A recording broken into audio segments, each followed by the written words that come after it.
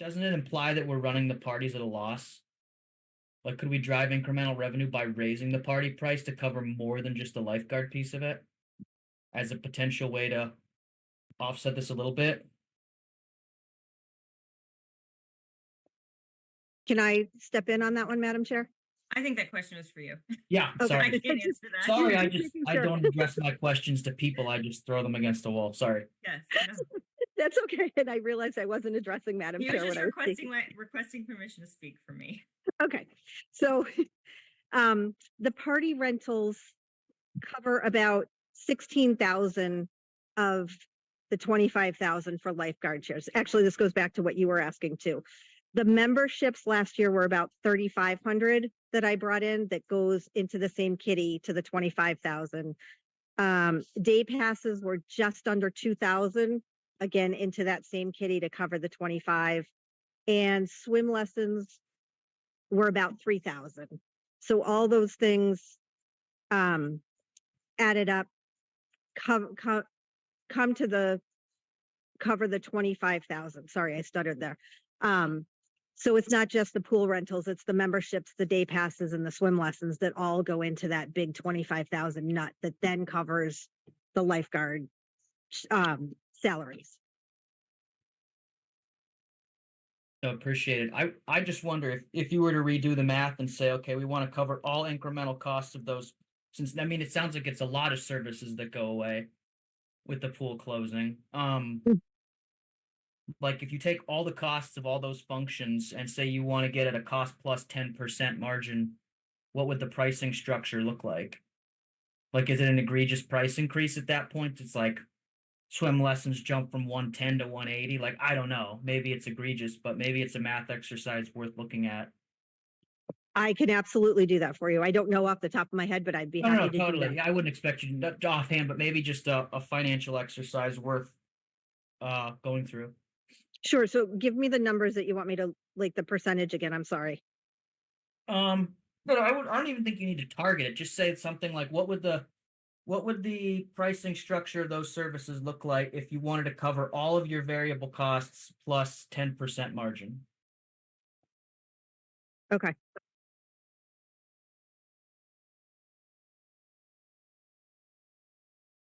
Then I will work that up. what's unknown there though, Kevin, is like with the increased costs, could that mean that there could be less rentals, less memberships, less day passes being sold? So there almost needs to be a fine line you'd walk there, I would think. We'd have to make some assumptions, but Yep. Madam Chair. Yeah, Cody. So Melissa, whenever you're like the rate that gets charged right now, if somebody wants to rent out, including the pool, is it cost plus? Are you like, is it just a flat amount, or are you taking into account paying a lifeguard for 6 hours or however long that they're reserving the space? Are you saying like, we know paying a kid $15 an hour, whatever it is going to cost, $700, $800, whatever it is. Yeah.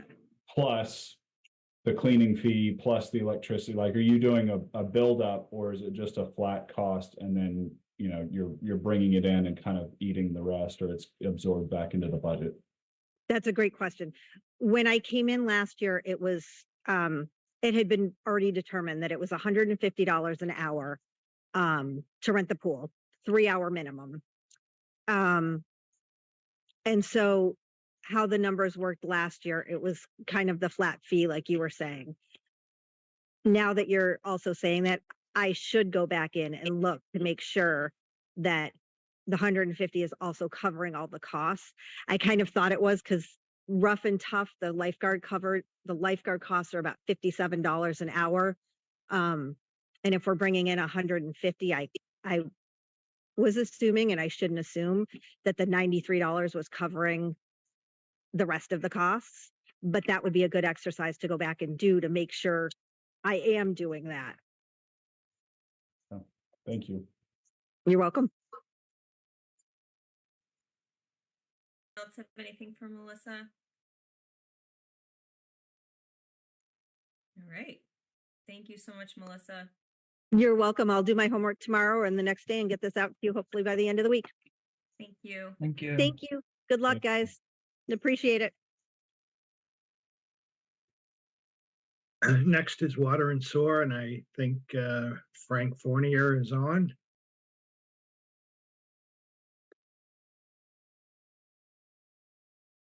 Hi, Frank, you there?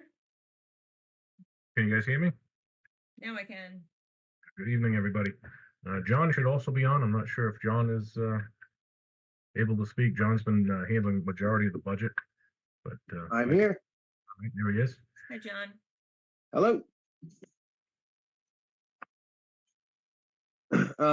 So what are we starting with here? Water or sewer? I'm trying to look at the screen. We have sewer first, I Sewer. guess. I'm gonna print that out. Okay. So across the board, the majority of our line items have either stayed the same, or had very marginal increases. The majority of our increases in the whole budget are based on just the potential funding of a new DPW director position. So that's personnel services, and DPW director expenses is also in the total charges and expenditures. And our wastewater treatment plant costs for the MFN wastewater plant over on Hill Street, that has seen an increase as well. And other than that, there's really not much. Oh, John, I think we Uh, lost you. Oh, there you are.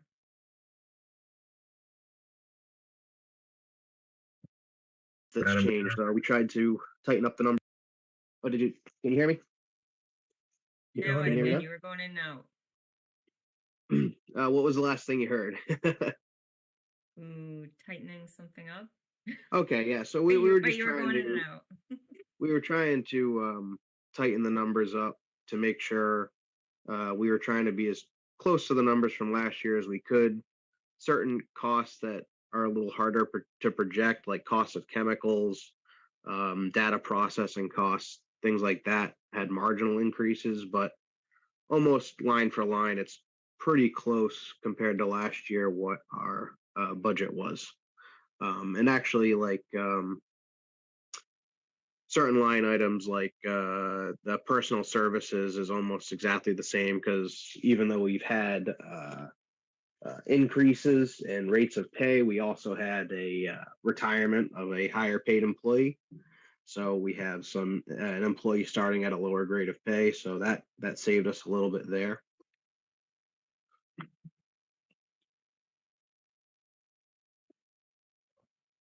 John, the line item for engineering, it Yep. looks like there's still like 60,000 left for this fiscal year. What do you expect to spend that? Probably not. Give me 1 second. I'm actually moving to a area in the house with a little bit better reception, so I can not break up on you again. All right. So let me see. What do I have here? Engineering 75. Yeah. So we put that number in there because we had a couple of projects that we were going to be planning to have worked on. A lot of that engineering cost is actually budgeted into the cost of a project, a capital project. And I know we also are we're working on an Elm Street sewer project that you'll hear about tonight, that we had got a design grant for. So I'm sure we won't use all of that number, but it's a number that it's something where if you need it, it's very important to have. That's kind of where we had budgeted that at. I'd say usually we use between 50 and 60,000, I'd say, by the end of the fiscal year. Okay. Anyone else have questions on the sewer budget? Madam Chair, Yeah, Bill. John, I should probably remember this. Treatment plant Taunton, what's that? So our Bay Road area and King Philip area is pumped to the Winnicott pump station, and then that wastewater is actually pumped to Taunton. Everything else goes to the Mansfield, Foxborough, Norton wastewater system, but that is pumped to Taunton. Thank you. You're welcome. Else Madam have Chair. anything? Was that Cody? Cody, yeah. Can you just remind me how it works, since it's enterprise, and I feel like I ask this every year or some version of it. So you set your budget, it's enterprise, so you're basically, your incoming revenues are set based on the budget, and whatever you budget and save ends up going to retained earnings, and it just gets kept in that separate account, right? Yes.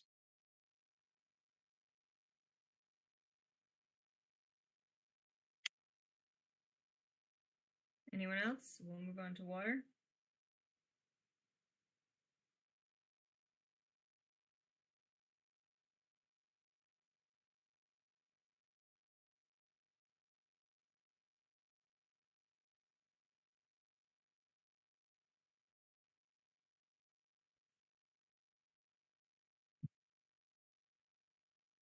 Okay, the water's up. Okay. So for the water, it's actually almost the same discussion as sewer. Our charges and expenditures has actually gone down from what we were asking for last year.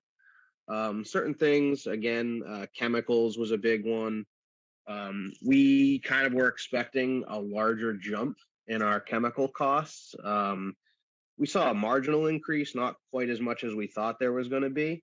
So we cut that number down. We added the DPW director expenses to the charges and expenditures. So the price is actually lower, and that's with adding almost 29,000 in DPW director expenses. For personal services, we added almost $86,000 for DPW director.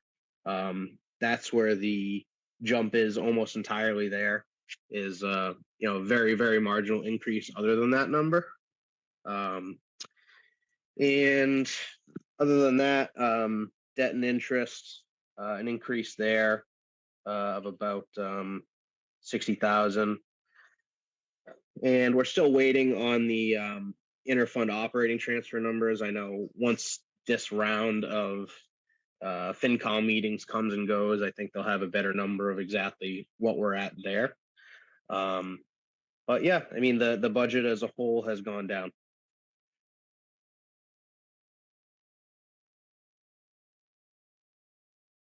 Questions on Madam water? Chair. Yeah, Cody. Since we now talk sewer and water and DPW director and the expenses that are built into that. Mike, we covered this off on, I think, our first meeting, the creation of that position. If we move forward with that, what is the expectation of what that position is actually going to do? And is it expected to create savings or efficiencies, or like what exactly is that position going to do that's going to benefit the town? I would think the benefit would be you'd have someone in charge, hopefully, if we could find one who's an engineer and would just they would not be able to do engineering work because they're not going to have surveyors and they're not going to have all the equipment. They'd just be able to review plans through the eyes as an engineer. As far as any savings or efficiencies, I think what came up before under when the highway department was presenting, the only thing would be maybe some efficiencies with snow plowing. But other than that, I don't see a huge amount of savings myself. I don't know, maybe John has a different perspective. I mean, I know that when this whole DPW was really getting proposed, The idea was to kind of, as the word was, synergies between highway and water and sewer. I think I can see there's some potential for that when it comes to sharing of equipment and stuff. There's a lot of things that, that's all well and good until you have two emergencies in both departments at the same time and you don't have enough equipment. And it's not like we're going to be, selling equipment from one most likely, or a lot of and we've just bought up a lot of equipment in both departments. So I mean, I definitely could see maybe the goal of having both departments work jointly together. I feel like we're doing that pretty well right now. I think Frank and Jared are doing an excellent job of working together on things. Communication has been great. I mean, but this is what the town voted for. So I mean, that's what we're putting in our budget. And we'll do whatever we'll do whatever the townspeople want. Just to follow up on that, I mean, the formation of the DPW and bringing of, water and sewer and highway, I think there was like tree services and a couple other things that were supposed to be rolled into that. That's officially formed now, right? So there can be cost sharing between the departments. So there's not, the creation of that position is not necessarily going to generate the savings that the department as it exists without a director could recognize. So like the snow removal, the collaboration across departments and the capability of sharing expenses that way. I mean, that can be done now without a director position, right? Yes, and I would also highlight, like as Mike said, where as far as I feel like a common misconception about the position is if we hire an engineer, they're going to be doing the engineering for the town. The engineering that we have for the projects takes an incredible amount of time. It's not something that basically, if you wanted a town engineer, you'd have to have just a town engineer. You can't have it as a town engineer and a DPW director both. Like Mike said, they would have probably a slightly better idea of what plans they're looking at and reviewing. But at the same time, they would need to be specialized in water and sewer and highway and drainage and things like that. So it's definitely not a situation where if we were to bring a DPW director in, engineering services costs would go down. I really don't see a world in which that would happen. And if because water and sewer remain an enterprise, there's no possibility of pulling funds from water and sewer. Like that's where like the efficiencies are kind of gained by utilizing water and sewer equipment for snow removal. But it's not, you can't take money out of water and sewer and give it to highway if highway has a project that's needed, right? Like that's because it's set up as an enterprise, it's more of a figurative department because water and sewer are still on their own independent enterprise budgets.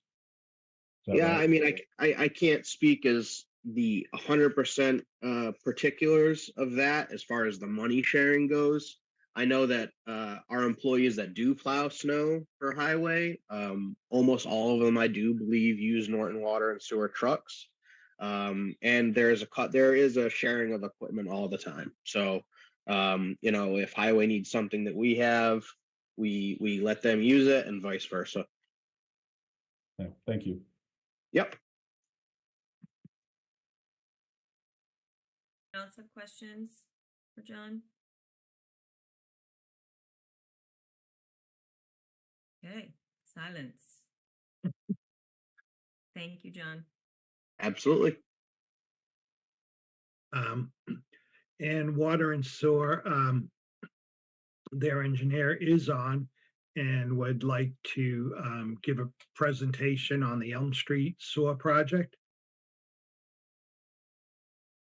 Yes, thanks, Mike. Good evening.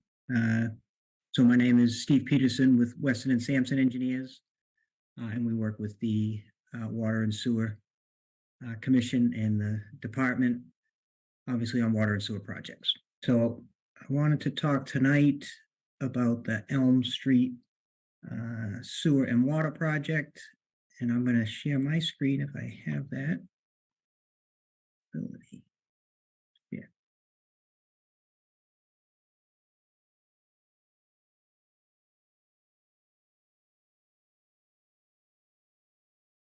All right, can everybody see my screen? Okay. Yes, sorry. That's okay. No, all right. All right. So want to talk, as I said, about the Elm Street project, basically infrastructure improvement, both water and sewer. We gave this presentation also at the select board meeting, I think the week before last week. So basically the same information. So I'll try and go through this fairly quickly. We can obviously deal with questions either as we go or at the end. I'll give you an overview and some background on the project. Main reason we want to talk about it is because there is a town meeting article that we're looking for support on. And anytime you're looking for support on a town meeting article, people want to know, well, what's it going to cost and how we're going to pay for it. So we'll talk about some of those mechanisms available to us, and then just give you a quick update on where we are now with the design and what the next steps are on the project. So the project itself entails about 6,800 feet of 8-inch gravity sewers that encompasses the entire length of Elm Street from Reservoir to Main Street, Miller Terrace, and then a portion of Reservoir Street adjacent to Elm Street. It fronts about 70 properties with the sewer. And as part of the sewer, there's one municipal wastewater pump station that will be sited near, we're looking at several sites near the intersection of Miller Terrace and Elm Street. The project also includes 4,500 feet of water main improvements, all within Elm Street. So basically the entire length of the water main on Elm Street is in need of work. It's undersized and in need of upgrades.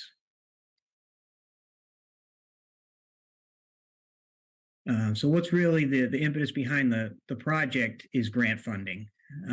So the town planner, it was Paul at the time, identified this project as potentially eligible for funding through the MassWorks program through the state.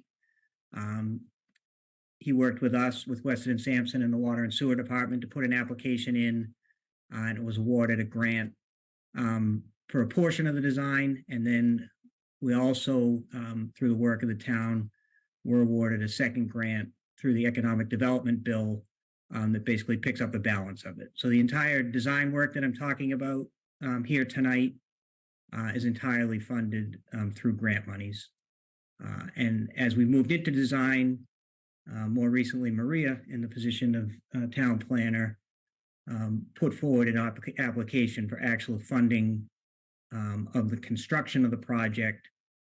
And we were successful in getting the construction, if it were to move forward, of the project partially funded with a $3.5 million grant. So it's all about the grant money, and the real driver behind the grant money is the potential redevelopment at 47 Elm Street. That's the catalyst as to why the town is qualifying for these grant monies. Just as a quick background on the property, at 47 Elm, it was a mill site from 1972 till 2015, owned and run by Reed and Barton. And in 2015, basically they declared bankruptcy, and the property went into receivership. So it's been in different states of remediation, basically a warrant. The town received a warrant to do certain things. There's been work at the property, soil remediation, asbestos abatement. There's been some site assessment studies, well water testing, basically to make the property at least safe and secure is the intent of this work, and also to ultimately make it marketable, so that the town can ultimately see something happen, something better happen at this property. Along those lines, and I think what drove the town planners to seek the funding, the grant monies, was the 2021 master plan identified this specific property as a priority economic target area.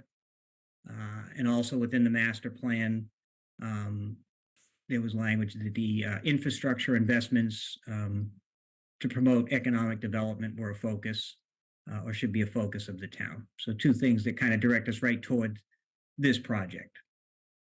So in recent times, there is a developer that's been looking at the property. Devco North America is pursuing ownership of the property.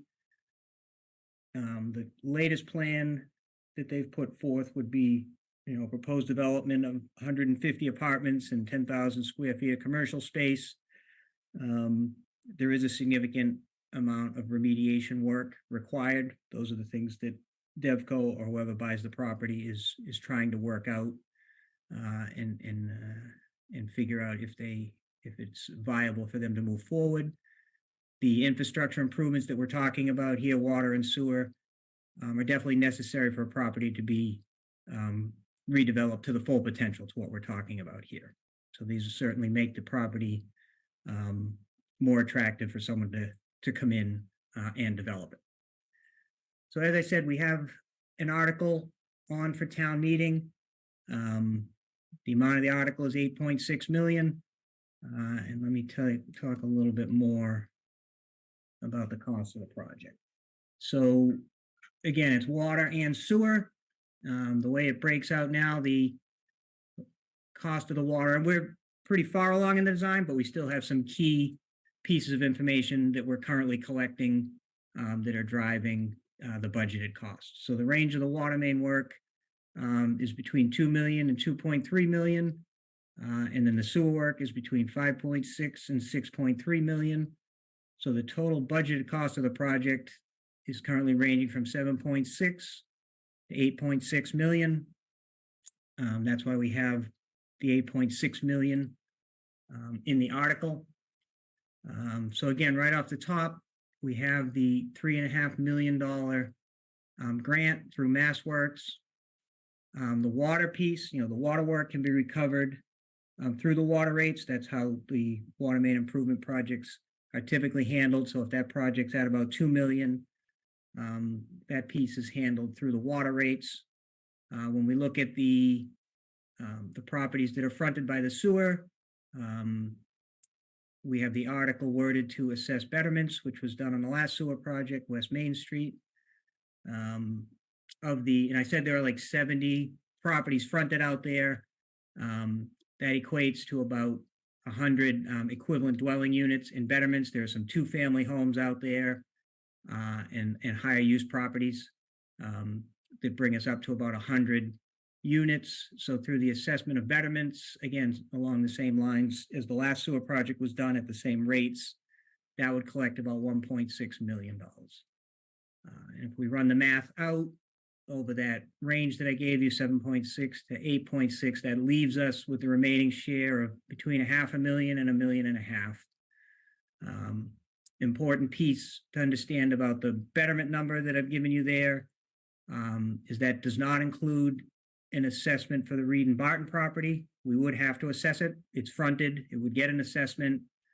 And it would be a sizable assessment, just based on the size of the property, alone, not knowing what was going to be developed out there. If we just looked at it in terms of the acreage and, just basic what could be developed there, it's probably $250,000 in betterments.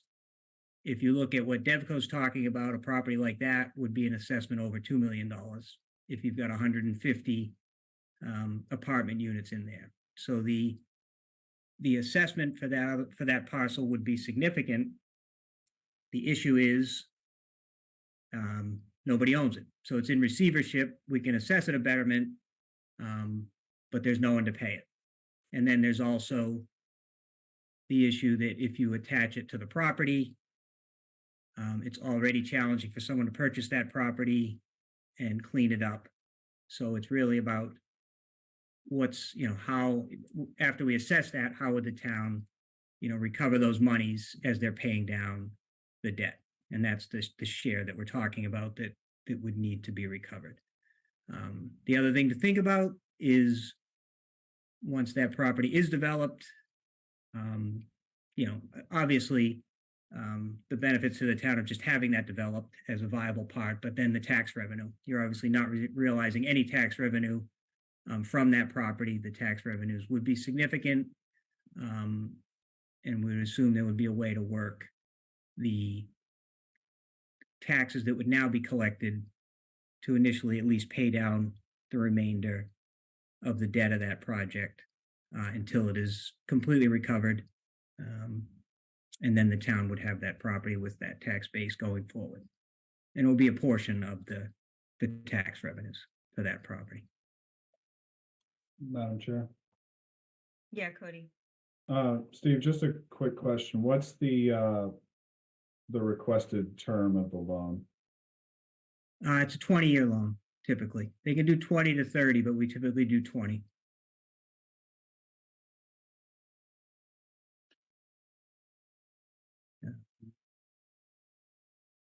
So then just moving forward where we're at, I said, we're few of the critical things left that are driving the cost, why we still have that range of costs is the pump station site options. We're looking at several sites. One of them is a piece of town property right at the corner of Miller Terrace and Elm Street. It's a land preservation society land. So we've been talking with the committee about that piece of land. We also have a town parcel over by the library that we're looking at. And we're pretty close to finalizing that. And we're also working with the Conservation Commission based on the wetlands that are in the area down there. The force main routing is also a big piece that's driving it. We were initially looking at it as a project that was going to pump up to Reservoir Street and to that side of town. We're looking at some other options basically we're trying to look at options to bring that cost down, shorten the length. If we can get it over to the system over by Wheaton College, we could shorten that up. And then one of the biggest drivers is the subsurface investigation program, which is going on right now. They've been out there for the last couple of weeks. It should be wrapping up this week, gathering the data for what the digging conditions are like out there, which is a big cost driver to the project. So we should have that information in hand in the coming weeks, finalize the siting, so we'll know better what the final costs are. But again, we want to make sure we have enough money. So that's why we have the higher end in with the article right now. So the next steps would be with the data we collect, finalize our design report, any permits that are required, mainly probably just the Conservation Commission, get that filed. So public outreach is part of what we're doing here tonight, meeting with the select board. We're going to do public meeting for the residents, any residents of the town, or more specifically that neighborhood. In April, we're going to probably have one towards the end of April and then another one right before town meeting, to get the information out there and answer questions that people have. So under the design grant, we have to be done by the end of this fiscal year. The monies have to be expended, so the design has to be complete by the end of June. So that's the target that we're on. And then really a timeline to complete, assuming we get the town meeting authorization to move forward with the construction and take advantage of the grant monies. With the design complete at the end of June, bidding in over the summer, we would hope to start construction in the fall with about a year to completion. Under the construction grant money, that's good through the end of FY26. So we have until June of 2026 to spend the construction monies. So we do need to get moving on that. I think that's it. So that's the information I have. I know Frank and John are on the call also. But Thanks, if we Steve. open up the question. Madam Yes. Chair. Yes, Bill. question for Mike and a question for Steve. I guess, Steve, I'll ask your question first. Subsurface investigations. When we went through the West Main sewer, I think it was sewer, maybe it was Yep. sewer and water. It was It just, came back multiple times due to cost overruns. And one of the things that was said to this committee once was, well, had we done borings every 50 feet, we would have known how bad the situation was.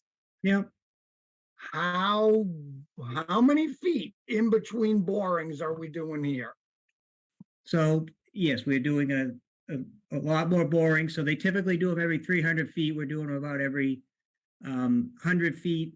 We're gathering information in between where we need, specifically where we have real questions in between. So the short answer to the question is yes, there's a lot more going into the subsurface exploration program than before, so that we can have a higher level of confidence that we have the right data. Okay, thank you. Mike, do you have any communication with Devco? Are they just kind of like way back in the background going, yeah, we're kind of interested, but they're not? Or are they really like, hey, what are you guys doing? We want to get going. I wish they were, hey, what are you guys doing? We want to get going. And I wouldn't say that, and I wouldn't say that they're way in the back.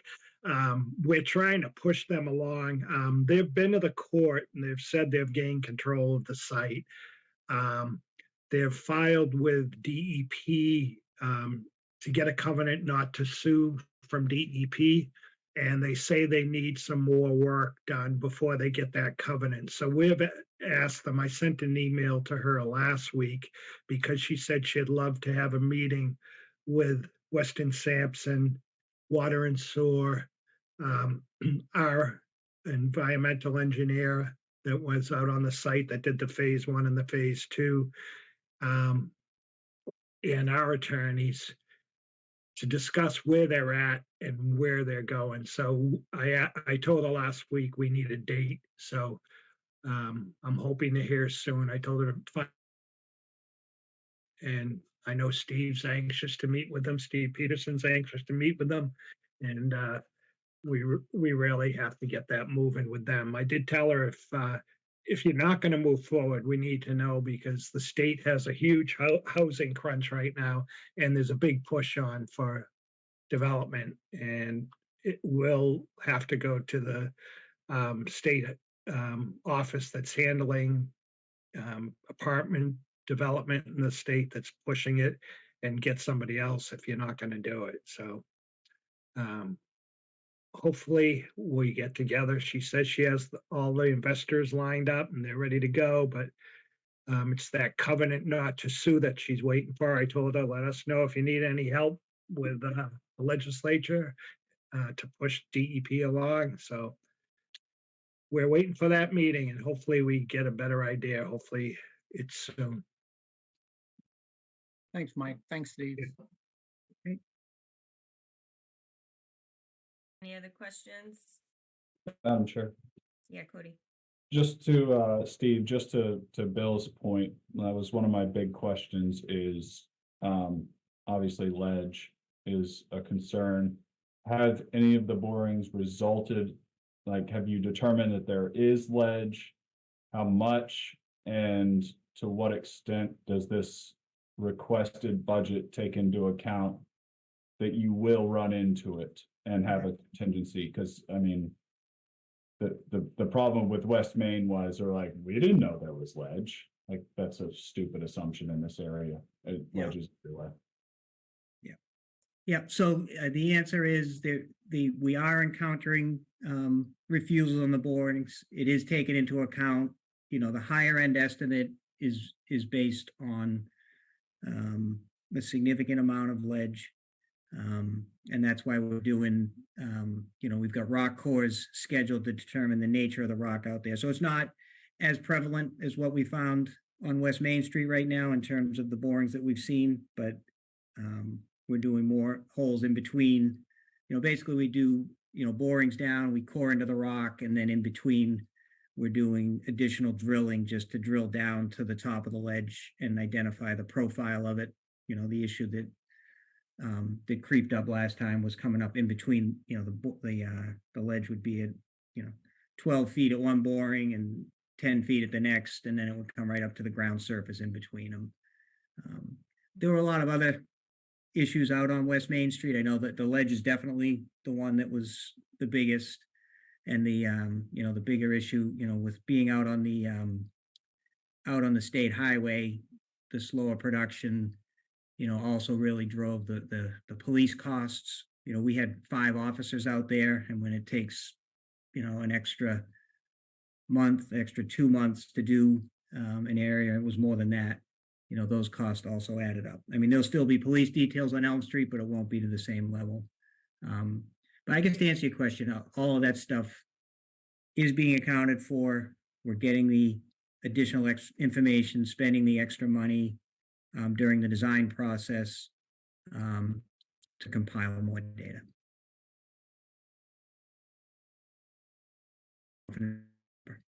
So if you had to put a confidence Yeah. rating on this, that 8.6 is going to contain 100% of the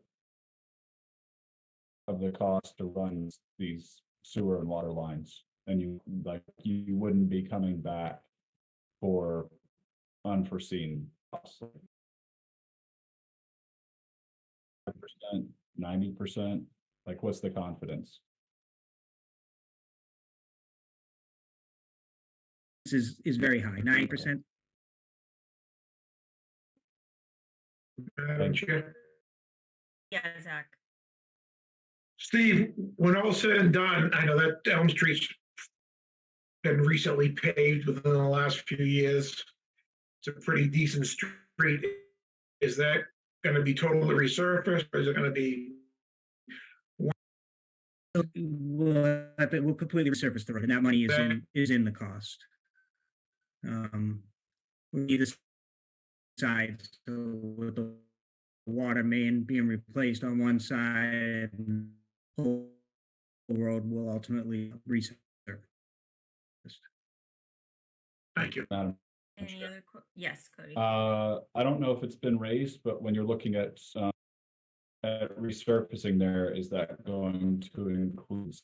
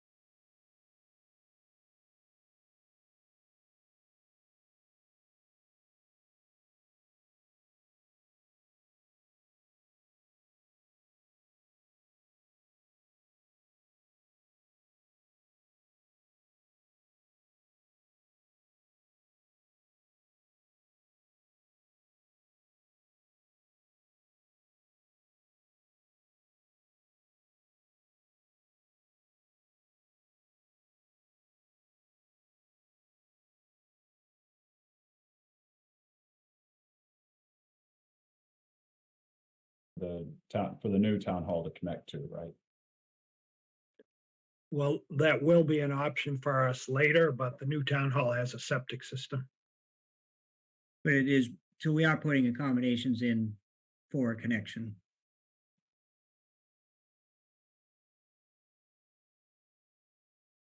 Hey, anyone else? Hey, hearing nothing. Thank you so much, Steve. You are welcome, and thank you for Appreciate your your time. time. Thank And you. let us know if there, I mean, obviously, ultimately, we'd love to see this project go forward for the town, and have everybody's support. So if there's anything, any additional information you need, let us know, let the water and sewer department know. And we're happy to, obviously, we'll be back in front of you again to get your support for it, but let us know if you have any questions. Thanks so Thank you. much. Madam Chair, Yeah, Cody? it's just occurring to me now, what are the potential, like the increase in the budget for the loan payments? What's that expected to be over the course of the 20 years? You're asking me? Mike? I think that's a Mike question, honestly. So the loan payment, the majority of it would be it's paid by the betterments that are assessed. The only portion that the town would be responsible for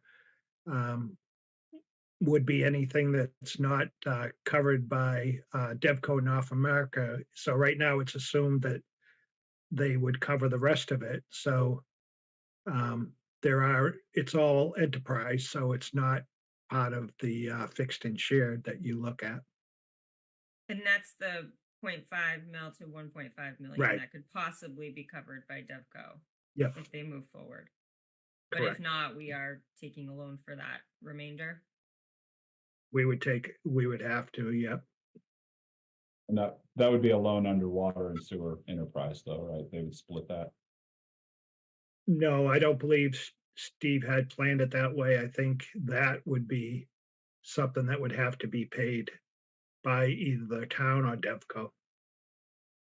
So if Devco is not covering it, do we have an Uh, estimated in like the incremental cost to the budget on an annual basis?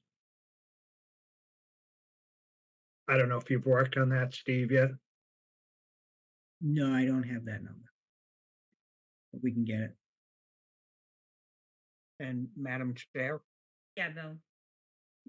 going back again to what Steve said, it's 500,000 to 1.5 million, but isn't it also part of the 1.6 that would be that potential development that isn't there at the moment? So we could Correct. we'd have both pieces potentially. Potentially. So there's a lag on the betterments, right? Because they have to be paid within 3 years or whatever for the tie-in. Like you're assessed the betterment if you abut the Yeah. new lines, but you have, is it 3 years to pay and 5 Oh, years after whatever? No, so that's different. So the tie-in, you have time to tie in. So betterments are immediate. As soon as the project is approved for use, the betterments get assessed. You have the option, if you get assessed a betterment, you have the option to pay it off in full, or it'll get applied to your taxes over 20 years. And that's different from, so the thing that's been voted is people don't have to tie in right away. They have 7 years now to actually tie in and start paying the user fees. But 20 years to pay off the betterment, so that 20 one, years to pay off the betterment. Yep. but the town would have to take the loan for the full amount and then just recoup it over the 20 years from the betterment payments. Correct. Yeah, the loan payments, as the loan payments are due, you're taking in the betterment money simultaneously and that's going towards it. Madam Chair, Yes. I don't know who the question is to, Mike or Steve. So let's make it simple and just stick with 100 units, 1.6 million, so that's 16,000 a unit. What's the interest rate if I can't stroke a check for 16,000? So I I'll be taking a loan. So what's So- that rate? So it's getting, it's going on to your taxes, so you don't have to take a loan, but you're paying it over time and you are paying interest, yes. So it'll go on to your taxes, I believe at 5%. So 5%, 20 years. Ouch. Thank you. Madam Chair. Yeah, Zach. So let's just assume I'm a homeowner on Elm Street, minding my business. This comes along and all of a sudden, out of the blue, I get hit with $16,000 and then what's the tie-in fee from the water and sewer department that I gotta do within 7 years? There's no tie-in fee. It's just your cost to hire someone to do the work on your property. You would have to, Okay, so that's probably another 10 grand. So I'm just minding my business and all of a sudden I'm getting hit with a $26,000 bill, roughly. Have any, I would, before we vote on this, I would like to at least have a public hearing with the residents over there to see what they have to think about it, because if I was living there, I'd be pissed. Yeah, when do you plan to have a public hearing, Steve? You did mention that. yeah, I think, we're shooting for April 24th, I think. It's a Wednesday. Madam Chair, Yeah, Kevin. are all of these, I don't know, I'm not familiar with the street that, are these units all on septic right now? Yes. Yeah, there's no sewer in this area. Okay.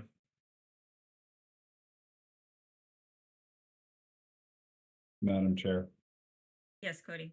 I think I'm on the record many times about the sewer connection fees, and the difference between this, because it's using public funds, is you're assessed the betterment and you can pay it off on the taxes. If you're using private funds, then it's a sewer connection fee, and it's a, what do they call it, a distinction or a difference without distinction.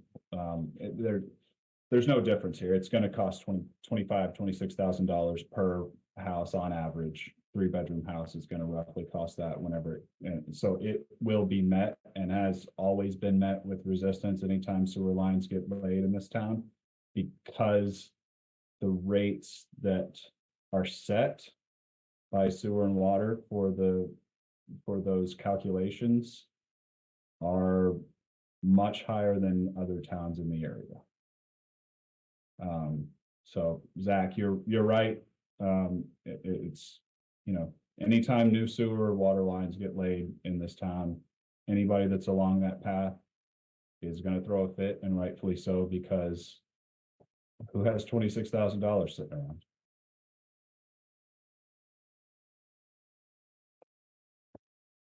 So I know it's in the best interest of the town that we get rid of the Reed and Barton property and allow somebody to come in and pay, tear it down and develop it and increase the tax revenue. Just, we have to take into account that it's gonna be met with resistance regardless of what our recommendation is. It's to the better interest of the town, but the individuals that are along that path are not gonna be happy with it. Madam Chair. Yes.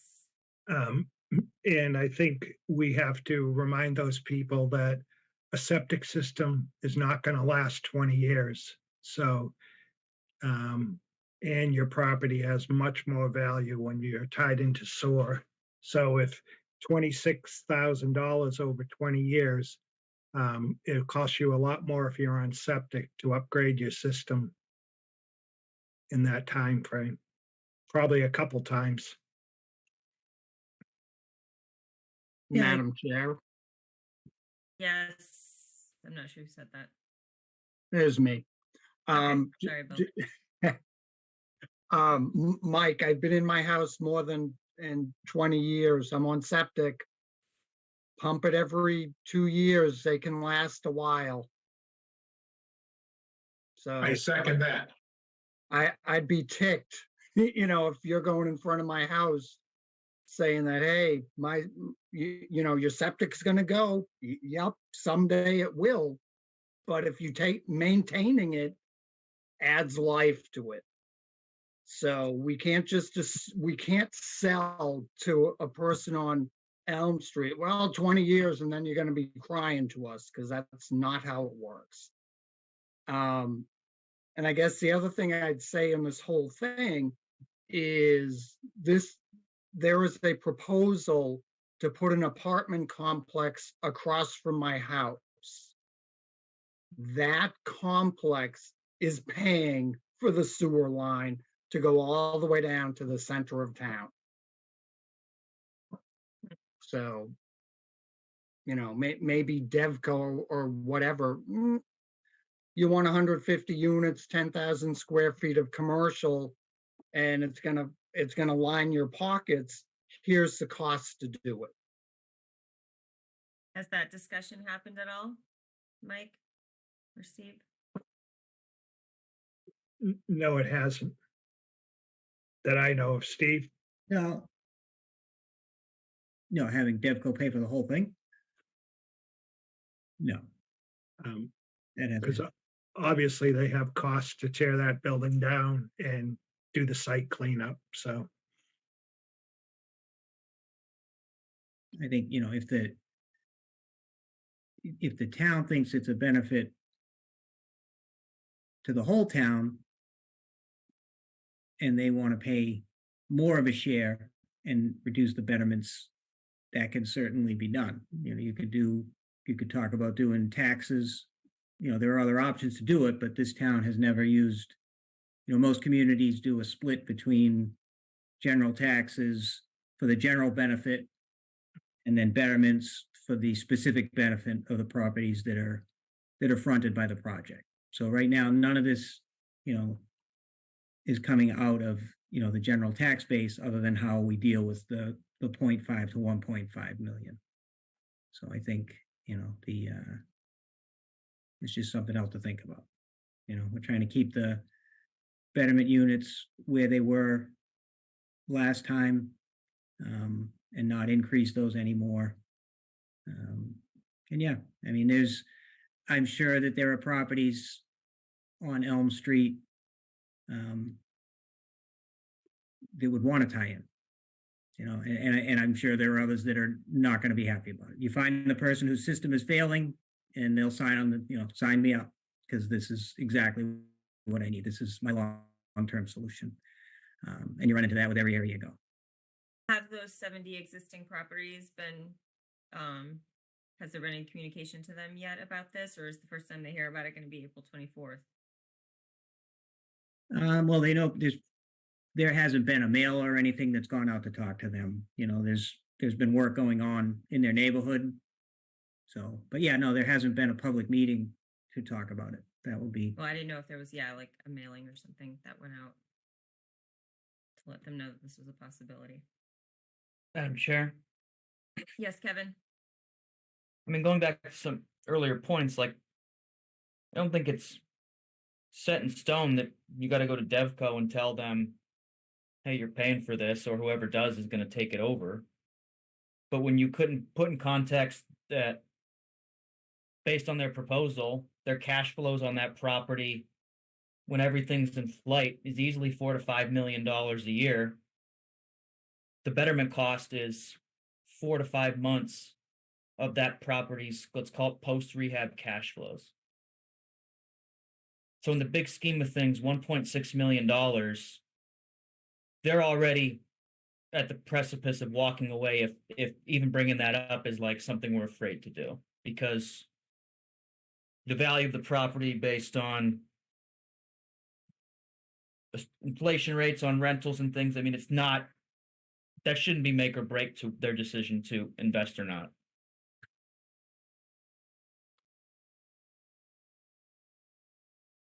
Madam Chair, Yes, Zach. if this project is for the betterment of the whole town, then the whole town should pay for it, not just the residents of that town, of that street.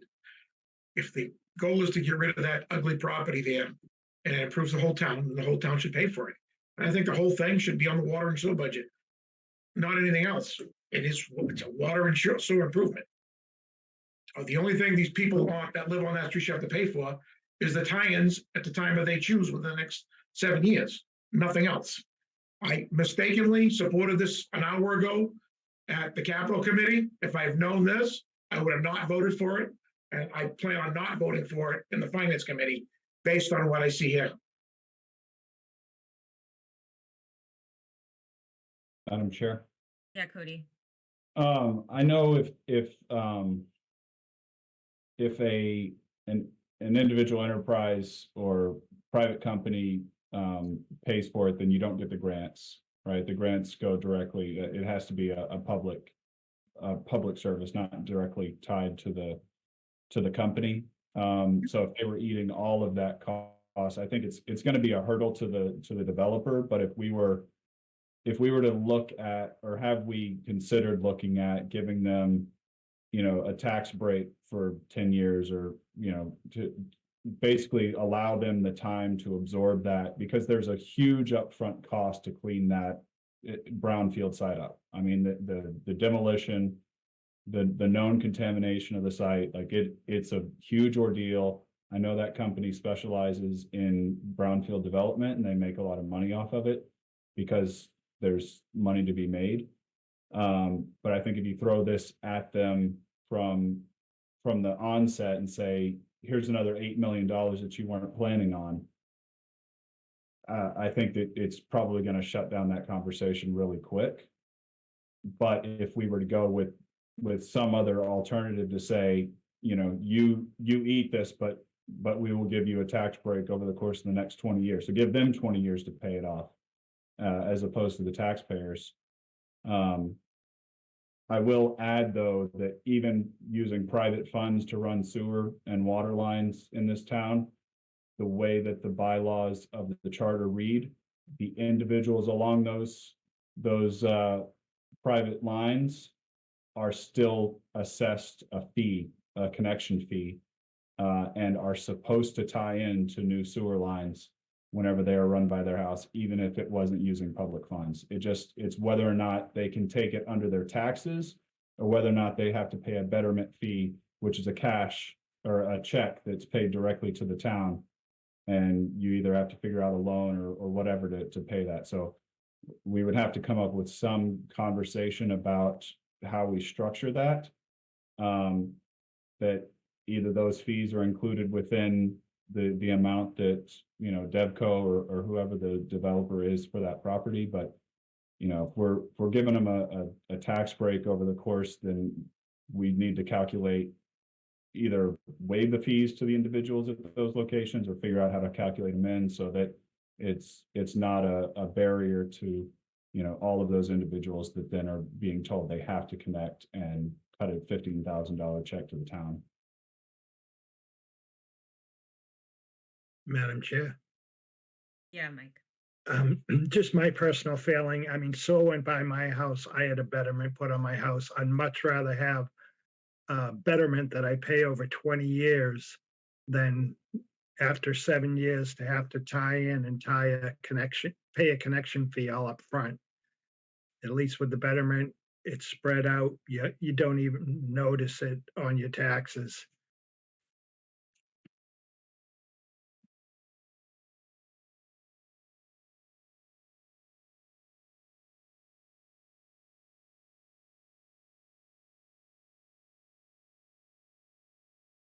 Any other questions?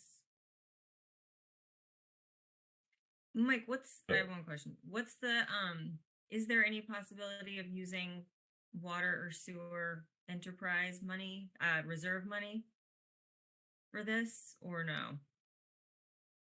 It's allowed. It's just whether what the commission feels, whether they could cover this.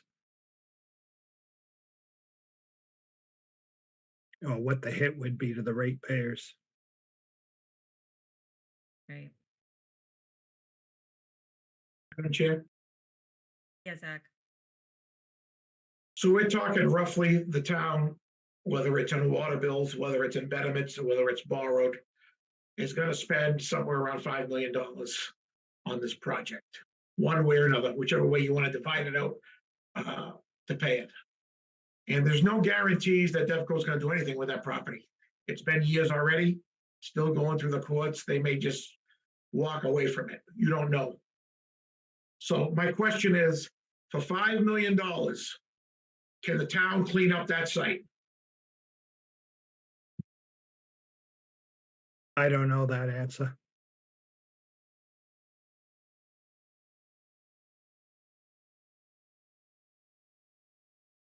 Madam Right, Chair, well, yes, Cody. I know at one point that site was being discussed about the location of the town hall. There wasn't an assessor, a report or a study done on what cleaning up that site would be, based upon trying to put the town hall there. I don't have that in front of me. I don't know what that number would be. We did a phase 1 and a phase 2 assessment. So I know they would have to do a phase 3 assessment to do a final number. I can check with CEC if what number they came up with, if they have a rough number.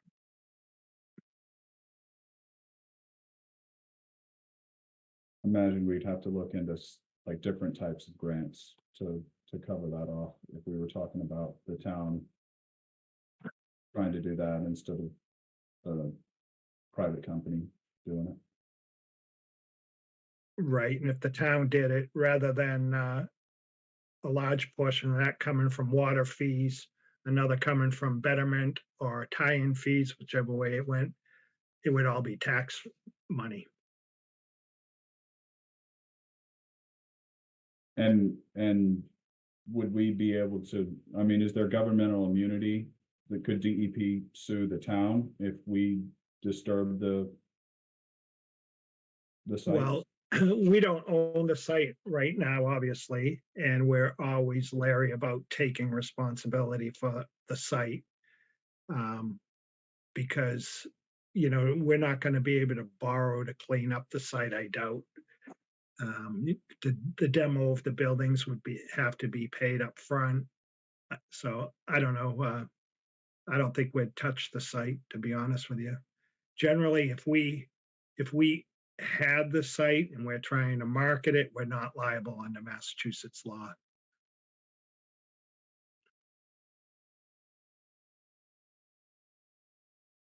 Okay, well, it sounds like we all want more information based on public hearing and things, so we can't vote on this tonight anyway. It's not on the agenda, so we will talk about this at a later date. All right, thank you. Thank you, Steve. Thank you, Steve. And next, I see Jennifer O'Neill in the middle. Hi, everyone. Hi, Thanks for Dr. having us. O'Neill. Hello. I'm going to share my screen. I have a few slides to share with you tonight. So just give me a second. All right, you should be able to see the big Norton Public Schools. So I have a few slides that the Finance Committee has probably seen a few times throughout the course of the budget process this year. But for anyone that may be watching this recording later, or perhaps someone that was not able to attend a previous meeting, I wanted to make sure we covered a few things for the committee tonight. So over the last, hold on, sorry, I'm like in, here we go, sorry about that.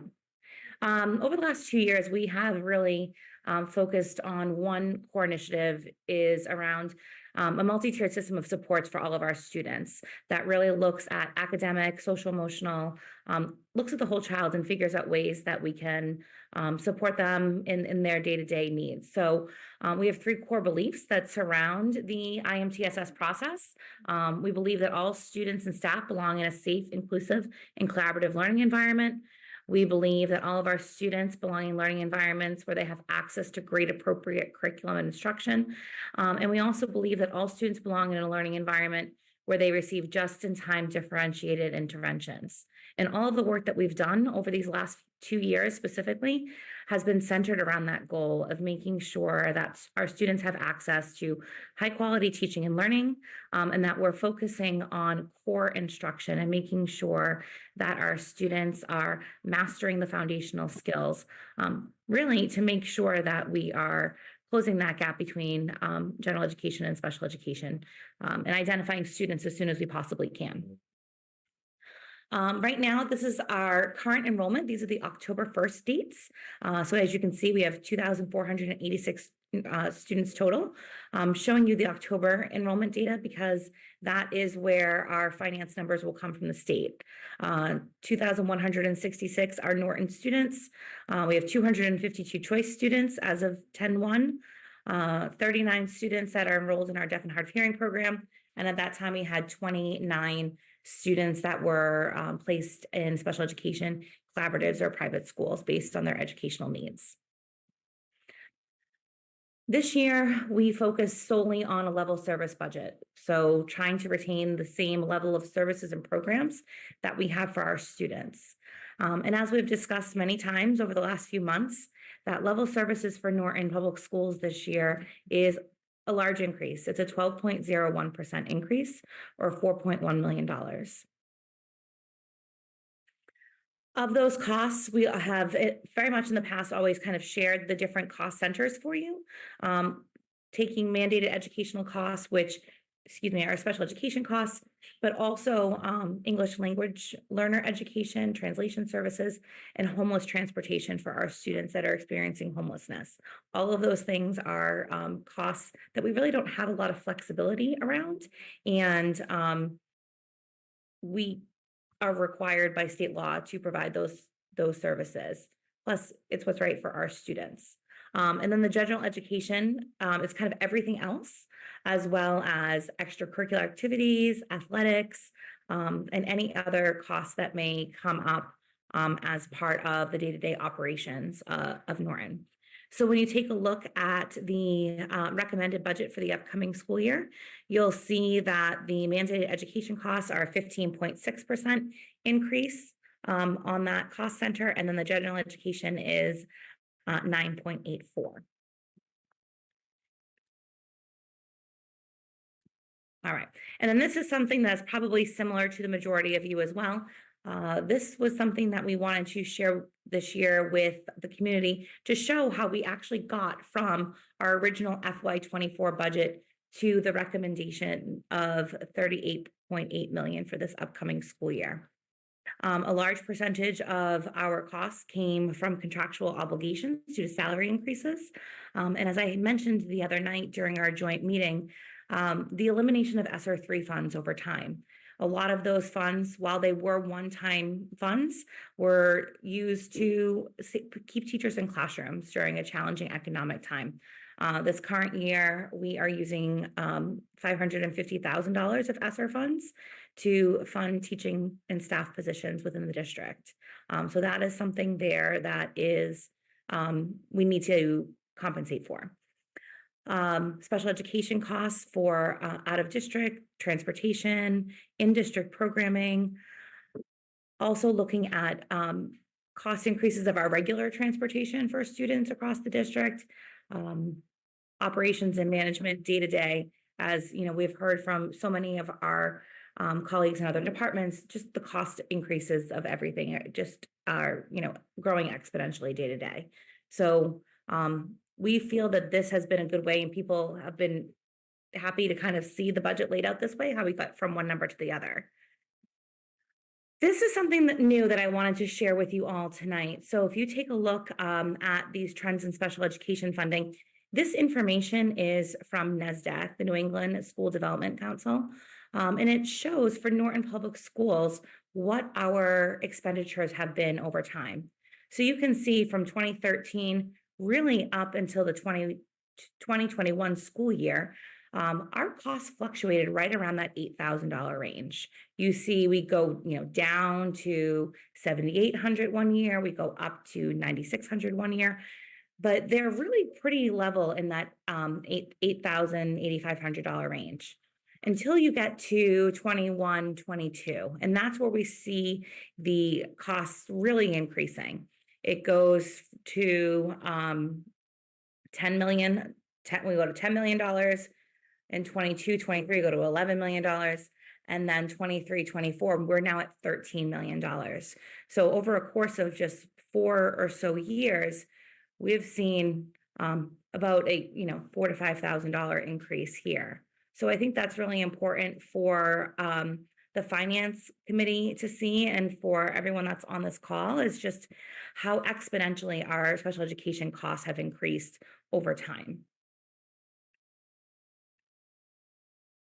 This is also new information for the finance committee tonight. You may remember seeing a chart that looked very similar to this when we met at our joint meeting this fall, and then we met again at our joint meeting in January. We shared with you the out-of-district costs that we have for our students that are on special education plans, and they were not able to meet their needs here in district. You'll notice on the far left that there are some numbers that are highlighted in yellow. There are actually 8 numbers, if I counted correctly earlier, that are highlighted in yellow. And all of those placements are either new or have changed the cost may have gone up a little bit, it may have gone down a little bit since the middle of January. So not since the beginning of the school year, not since September, not since the last time, we had a, joint meeting. This is since January. And then number 33, which is highlighted in green, that was a change this morning. So I wanted to share this with you for a couple different reasons. Number one, in the spirit of transparency, to show that our projections have changed a little bit from when we started going through this process, and they're actually looking a little bit better for us. But also because I think it's so important for you all to realize that this can change at any moment. This number 33 that happened this morning, it's actually a savings to us of $146,000 off of our budget for the upcoming school year. That's what we had projected. That's what we had in our budget. And it changed this morning. But as I said to the school committee this afternoon, don't get too excited, because we also had a student register late last week that is in a collaborative placement, and we are working on that final cost that we will be taking over as soon as the child is finished with their enrollment. So I know we had spoken on Thursday night about the importance of projecting out more of a long-term budget plan. And we are working to put that together for you. We wanted to share that it just can be really challenging for us because of these cost changes that can really happen at any moment.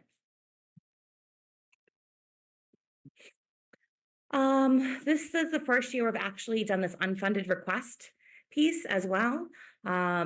These are legitimate needs that would actually really make us a better school and be able to offer our students more opportunities if these were to be a part of the budget. These were things that were put forward by our principals or by our department heads, and they are not part of this 12% increase that we have shared with you. You'll see that there is a 5th grade teacher, a math teacher at the high school, an English teacher at the high school. Those were all positions that were cut as part of the FY24 budget process, and the principals were asking to have those reinstated in order to lower class sizes. The kindergarten assistants, that would be a paraprofessional in every kindergarten classroom, just for half the day, just for the morning. Kindergartners are adorable and so much fun to be with, but they're also an awful lot of work to be able to wrangle 20 to 25 5-year-olds and 6-year-olds during a day to really help them with their learning. So ideally, we would love to see those students have a little bit more support in those classrooms. And a few other positions that the adjustment counselor for the Bridge program. The Bridge program is for students that are coming back from a long-term hospitalization or a long-term absence from school. We have a really successful program at the high school. And what we've found is that we really need to put something in place in our middle school. And this year we were able to fund a position through grant funding, but unfortunately that position will no longer be a part of our budget for the upcoming school year. So all legitimate requests, things that would make us better. Unfortunately, we also understand that the reality of what we are looking at as a community is not a 12% increase. Prior to our meeting on Thursday night, the school committee and our administrative team had a really good idea of what it would take to get us down to 3%. That's 24 positions. It also includes an increase in fees for clubs, for activities, and for transportation. There are huge line item cuts when it comes to instructional supplies and instructional software that is currently being utilized in our classrooms. We have a few central office stipends, for example, someone that, does the interoffice mail across our district and brings things from school to school. That would be something that, as a central office administrator, if you're going to visit a building, you take their mail with you. That would be a change for us. And then also some special education contract reductions. So reducing some of the opportunities and resources that we have for students and for families.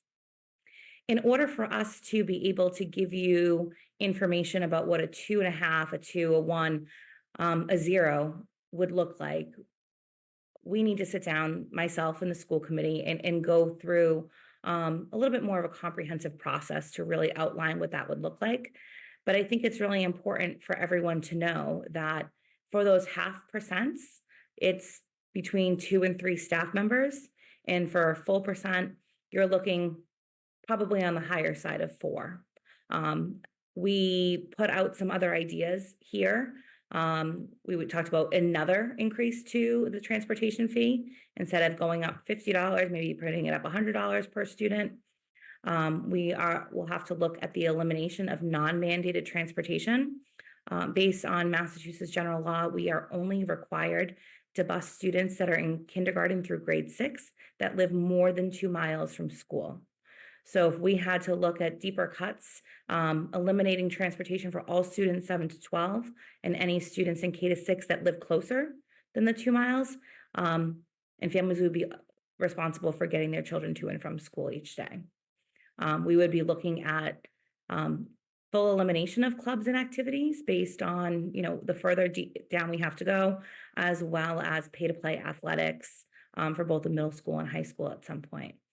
I want to be really clear that all of these items that are in that reddish color could move or, be prioritized in a different way based on conversations that the committee will have over the next few weeks and in partnership with our administrative team.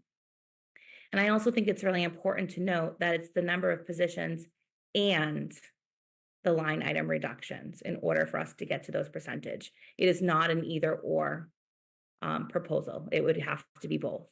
And of course, what the savings are in those potential line item reductions would greatly influence the actual number of positions that are there in that line as well. So if, a lot of families say, hey, I'm going to not pay the increased fee and drive my children to school, and we're not bringing in as much as we projected, that could potentially be another staff position. So we have to be really careful of that.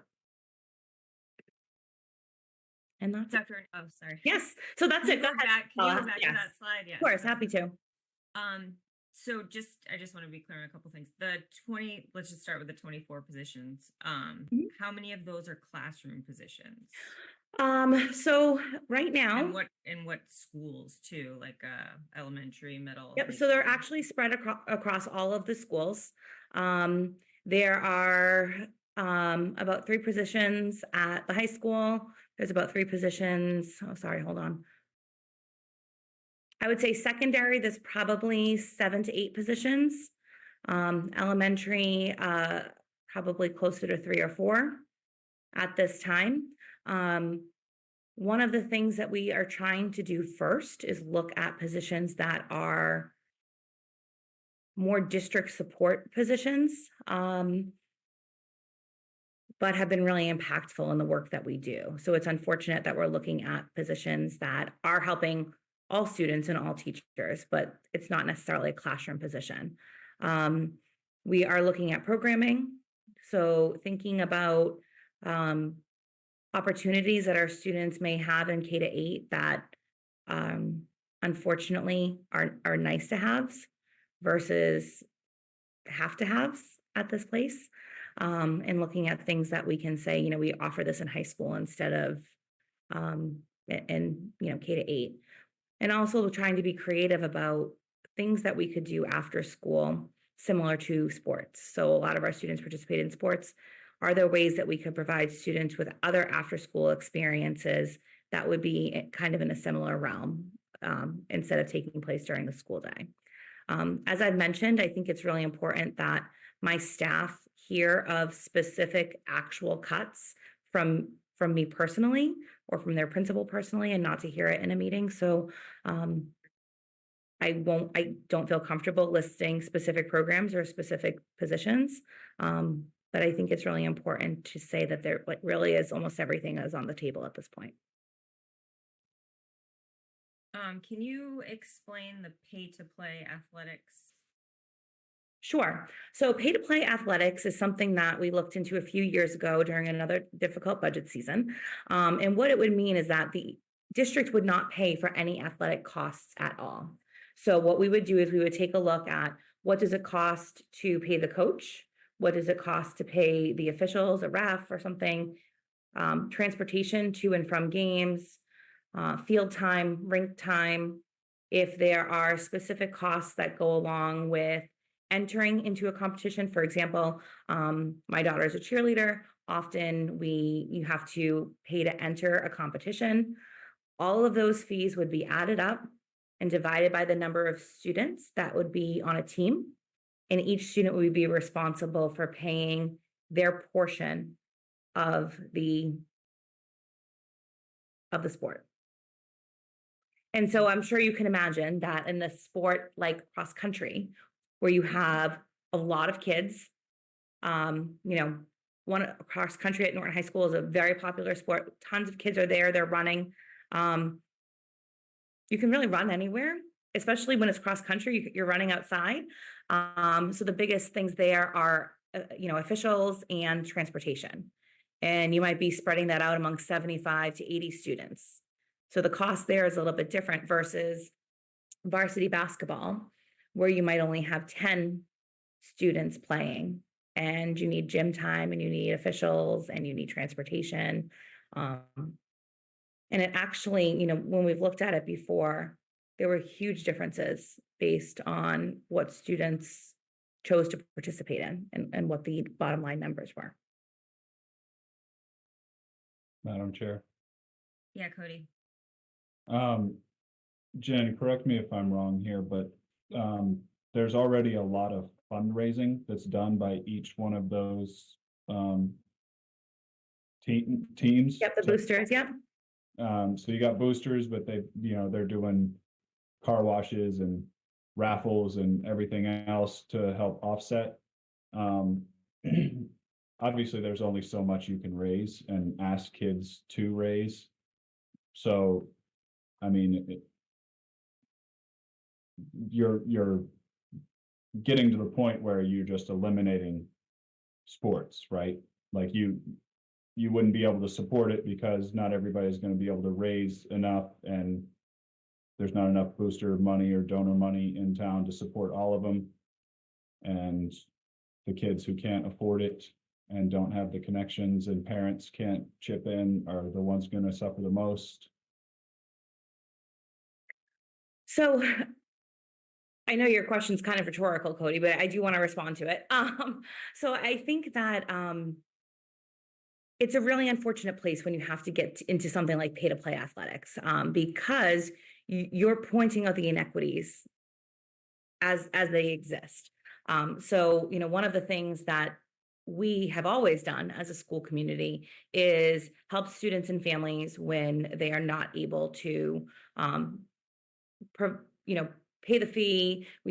Students on free or reduced lunch already have an opportunity to play at either a reduced fee or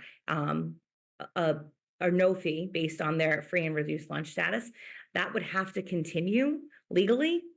So that would have to be something that we would need to figure out in terms of where would that funding come from? Would it be covered by the boosters? Would it be covered by the district? Would the number be divided by a smaller number of students? Those are all things that we would have to really look into. I know there is a small number of districts across the Commonwealth that are in the pay-to-play business. I really hope that's not something that we're going to have to get into. And that's, as you can see, it's for the bottom of our list because of that reason, is that, we especially when we think about other opportunities that we want to be able to offer to our students. It's a difficult place to be. As a parent of a high schooler, I know our booster is really active in terms of providing the extras that our students wouldn't have without the boosters. So, for example, banquets or senior swag or things like that. I can't speak directly for how the Norton boosters support. But I know that Dr. Bayetta in his tenure here really tried to kind of rein that in terms of there are certain things that the town and should pay for, and they're like the booster should be paying for other things. And- Nick, I saw your hand go up first. Or sorry, Cody, are you done? Yeah, I had another point, but I can let somebody else go. Hey, Nick. Yeah, I think just a quick thing to add as well is, when you're looking at pay to play, you also got to factor in Title IX. So you have just because I'm making this up, but just because, women's basketball might cost a fortune, we would still have to offer women's basketball if we had a men's team. So there's other issues that pay to play brings up that is very, basically what I'm getting at is I think it wouldn't just be pay to play and whatever sport these kids want to play, get to play. We would have to look at cutting sports as well to stay within compliance. Thanks, Nick. Zach, your hand was up. Yeah, thank you. So Jen, of the 24 positions, I know you didn't want to get into specifics, but are you willing to say how many of those are student-facing positions? Yes, I mean, I certainly can. Give me 1 second. I don't want to give you bad intel. So just give me a second. I just want to count while I have it in front of me.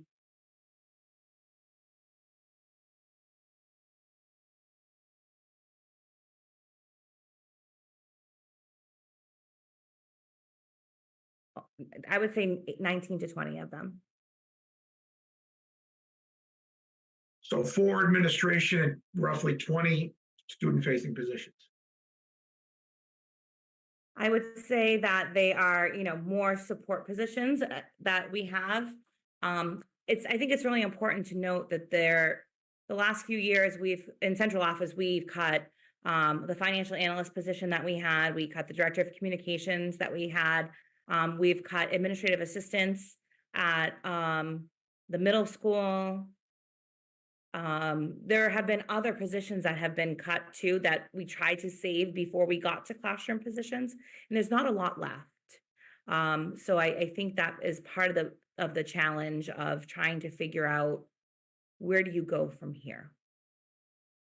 Okay, and what is special education contract reductions? So for example, we might have a contract with a local collaborative that supports a family service. So they might be working with families, whether it's in their home or counseling.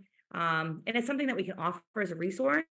We would just not renew that resource, and we would have to come up with different options for families. We also may have a consultant that comes into the district to work with teams around students and sharing ideas. We may not renew that service as well. Okay, and just one more question. Do you know, and you may not know this offhand right now, but what is our average class size currently, and what would the average class size be if you went under a 3% budget? Yep. So it really depends on the grade level. So, when we were looking at the elementary classroom positions, I sat with the 3 elementary principals last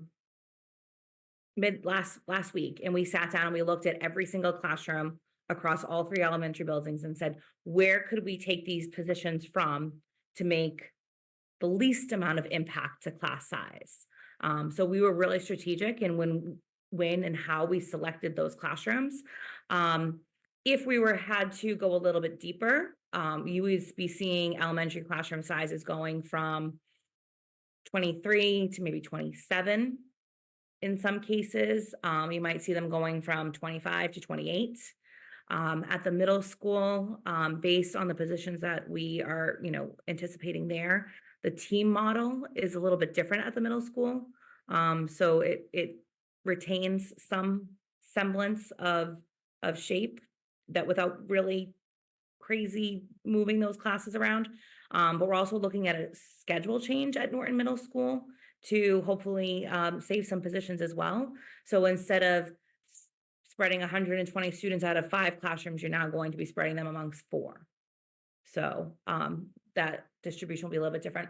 At Norton High School, you're going to be seeing a lot more classes that will not run because we will not have the extra sections to run small electives. So for example, if there is a sports reading and writing class that only has 7 kids in it, we're going to take those kids and we're going to redistribute them to different electives instead of running a small class. Right now, we have classes at the high school, depending on the subject area. I know we have Spanish classes with almost 30 kids in them. And so again, we tried to be strategic in terms of where would we be cutting these positions. Last year, we cut a math position and an English position from the high school. So we would not be cutting another position from those departments this year. We look to other departments to make those cuts. But I could probably get you better class sizes if you guys were interested in that as well. Thank you very much. Paul Schleicher, you have your hand up next. Peter, I just want to let you know I want the FinCom to speak and ask questions, and then we can take questions from the public. Go ahead, Dr. Paul. O'Neill, kind of a broad question. Last year, 9.6% for level service, this year, 12.1. If we gave you your full ask this year, it still looks to me like you'd be coming back next year for another 9-10% to keep, or maybe more to stay level service, and it's just not sustainable. So I'm not sure what's wrong with the system, but it's definitely, you get a 3 to 4% window if you're lucky, and the asks are just sky high. So I'm not sure what the answer is, but it's not sustainable the way it's going. So I don't know what your answer is. Paul, how much time do you have for me to tell you all about what's wrong with the system? So I actually shared something earlier today with the board chair. So Paula, as I the sent chair- it to Finance Committee. Oh, as great, well, thank you. but- And it is a letter to the governor, which I've also shared with our local reps and our state senator as well. Yes, around the inflation gap. So what the actual inflation that we're seeing in our schools and in our communities, and what the inflation was for Chapter 70 funds. And I don't have the number off the top of my head, but I believe it was somewhere in the 170 million, 317. I can't even tell you, I apologize. 217 million. Thank you. If the inflation of the Chapter 70 reflected the actual inflation rate, how much more money would be coming into schools across the Commonwealth? And how that it used to be a certain way, and then because of a very small change in the wording of the Chapter 70 language a few years ago, that has now changed, and we do not get that inflation. So there's a lot of things that are wrong with the funding system. For another couple of things here, we've talked a lot about special education costs for students that were not able to educate here in Norton, and as well as the transportation costs for getting students to and from. There is a certain percentage of that is reimbursable. Any dollar over that 40,000 is supposed to be reimbursed to the district. And when that was first put into play many years ago, the goal was to get it to 90%. We have only at the very most ever seen 75%. And last year for the transportation, we were told we were going to get 75%. And when we actually got our money in October, we only got 57% reimbursement. So there's a lot of things that are happening at the state level that are really inequitable when it comes to funding education. And Norton is unfortunately in that sweet spot where we are too wealthy of a community to get any more than that minimum per pupil, but we do not have the industry or the tax base to be able to make up the difference. So we're in a unique but not great spot. So Dr. Neal, notwithstanding that, I mean, we talked about it a couple of meetings back, the 2.76 increase in salaries, between steps, slides, and the 2.7% raise and stuff, that in and of itself is a deal breaker as far as the annual budget, not even taking into account these sped and stuff. Yep. So I think it's important for us to remember 550,000 of that was being paid in a grant. And so that's why it looks so high. And the thing that for us is a big factor is steps and lanes. So teachers either spending more time in the community, which we love when people stay, they love Norton, they want to stay with us, like we appreciate that, but it's definitely a cost. And then when they further their education and they move over on those lanes, it's definitely a cost as well. So the cost of living increase is one number, that was the 2.75 for teachers, but then the steps and lanes are also something else that makes it a little bit more challenging to predict from year to year. And lastly, I have no idea the needs or not, but I know that over the last 10 years or so, we've gone from having a principal to having a principal and a vice principal and adjustment counselors, et cetera. I just don't know if there's staff that can be truly whittled back to keep teachers in the classroom. Maybe you put aides with the teachers, 'cause I know the kids can be a handful, versus having that much administration or not, Dr. Neal. No, thank you, Paul. I appreciate that question because I think that's a question a lot of people have in the community. The day-to-day management of a school is so unbelievably multifaceted. It's really eye-opening when we go and we spend time in the classrooms. The principals are expected to be instructional leaders, being in classrooms every single day, providing feedback to teachers, evaluating, supporting students, talking with families. All of those things are challenging. And what we're also seeing is the mental health needs of our students, regardless of their age and grade level. Their social emotional needs are so far beyond what they used to be as students, and it's really taking up a huge amount of time. So the assistant principals are really spending a lot of time doing student discipline, which I think might be one of the most challenging and thankless jobs in education is the role of the assistant principal, because no one wants to hear when their child is getting called down to the office or whatever may happen. But a lot of those things happen and need to take place during the course of the day. And when you have a student who is dysregulated to the point that your concern is that they may hurt themselves or may hurt others, putting a paraprofessional in that position, it's really difficult for that person. And to have an administrator who is appropriately trained, who can come in, has worked with the child, perhaps has worked with the family, knows the legalities of working with students that may be in a dysregulated state. If a student needs to be de-escalated, whether that is using words and, moving them to a safe place, or sometimes you need to put hands on a student in a safe way so that they don't hurt themselves. It is very, very different from my Catholic grammar school in the early 80s. I remember in my first grade class, we had 36 students, and 6 of us were named Jennifer. Early 80s, here we are. But we sat there, we sat in rows, we sat in our desks, and it's a very different dynamic than what it used to be. And just to add to that, Dr. O'Neill, if I could too, I noticed in both of my children's schools, the Yale and the middle school, oftentimes if you don't have enough subs for the day, they've had to kind of take that role quite a few times, I feel, the assistant principal or principal has. Yeah, I'm sorry, I'm trying to stop sharing. I don't know how I did that, but. Madam Chair. Yeah, Cody. Dr. O'Neill, I know it's impossible to use, to predict. No one's got the crystal ball, but we know for a fact that it costs more for us to send kids to other schools, other towns. Mansfield is opening up next year, I think 6th grade and beyond.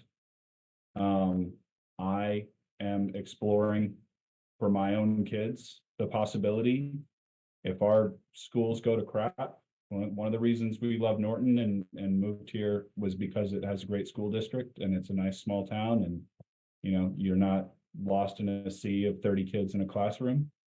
If that changes and I'm not moving, then the taxpayers are going to eat the bill.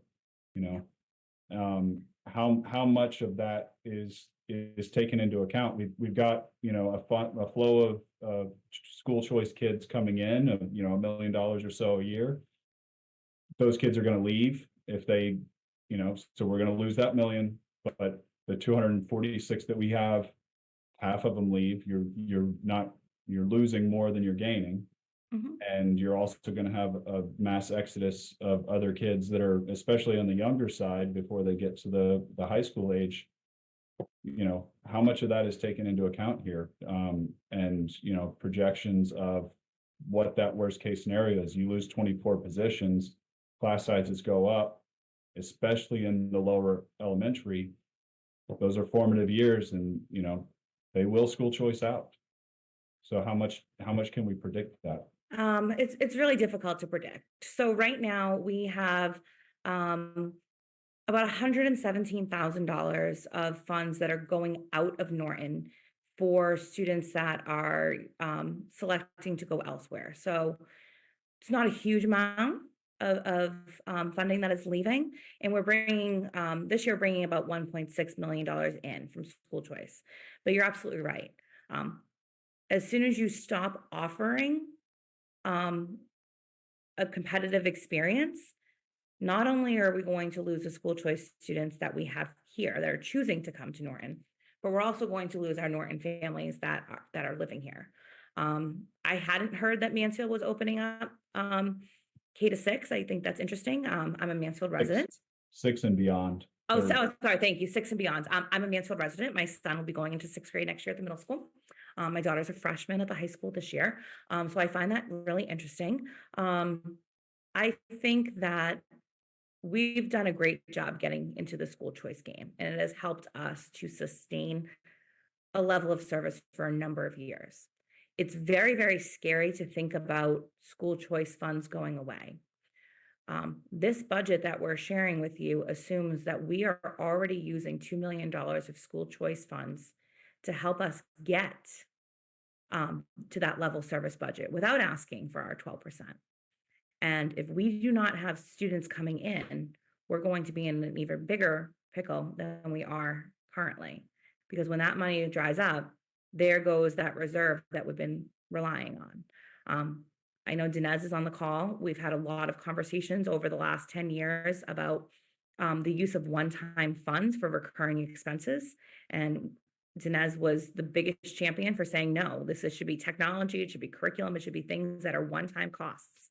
But unfortunately, as costs have grown over the years, and we have not been able to maintain level services, that's what happens. We kind of take from the reserve to balance the budget. And as Mr. Schleicher said earlier, Paul Schleicher, that is, sorry, Nick, not you, that it looks like we're asking for really, really huge increases, and we are, because the reserve of school choice is going away. The grants have gone away.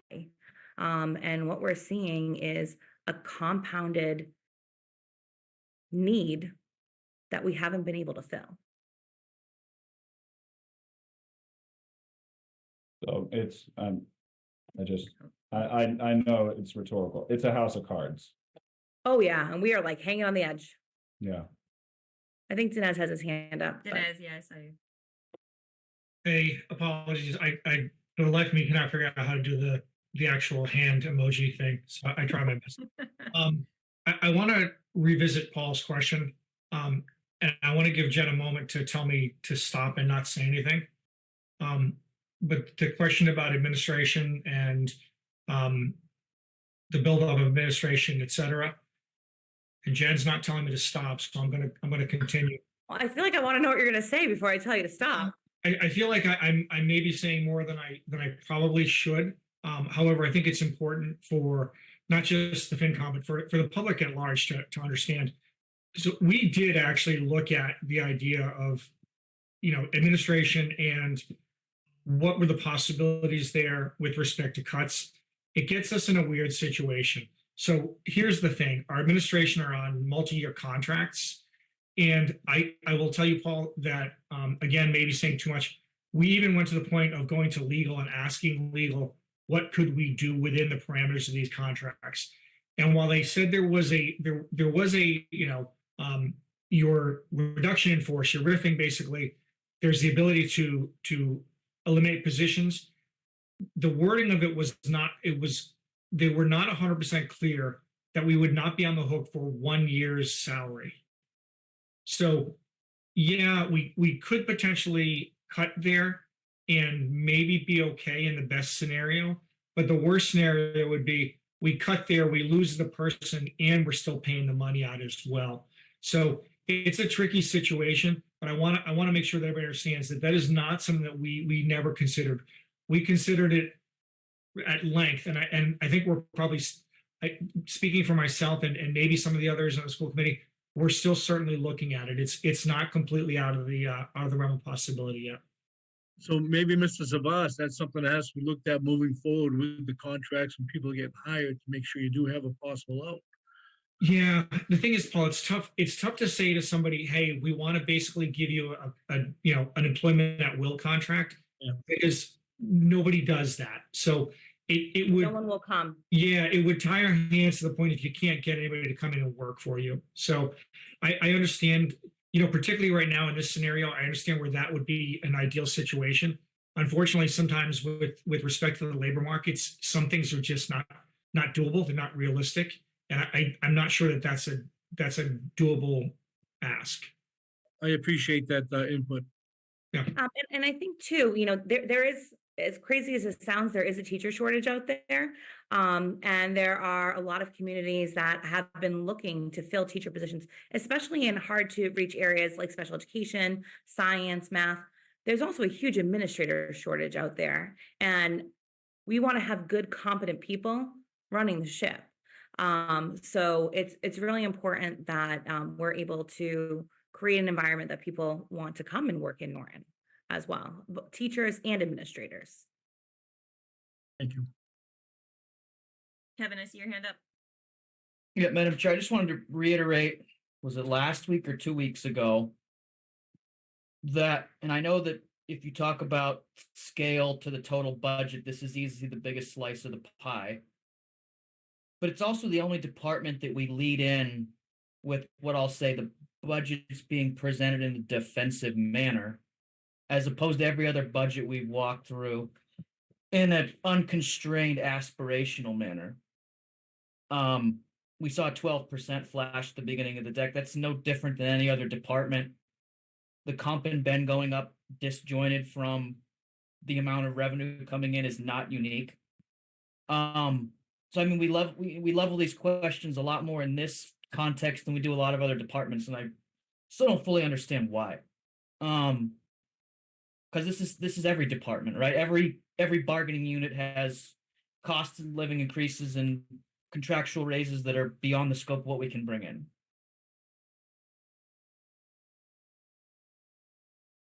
Yeah, that's a good point, Kevin.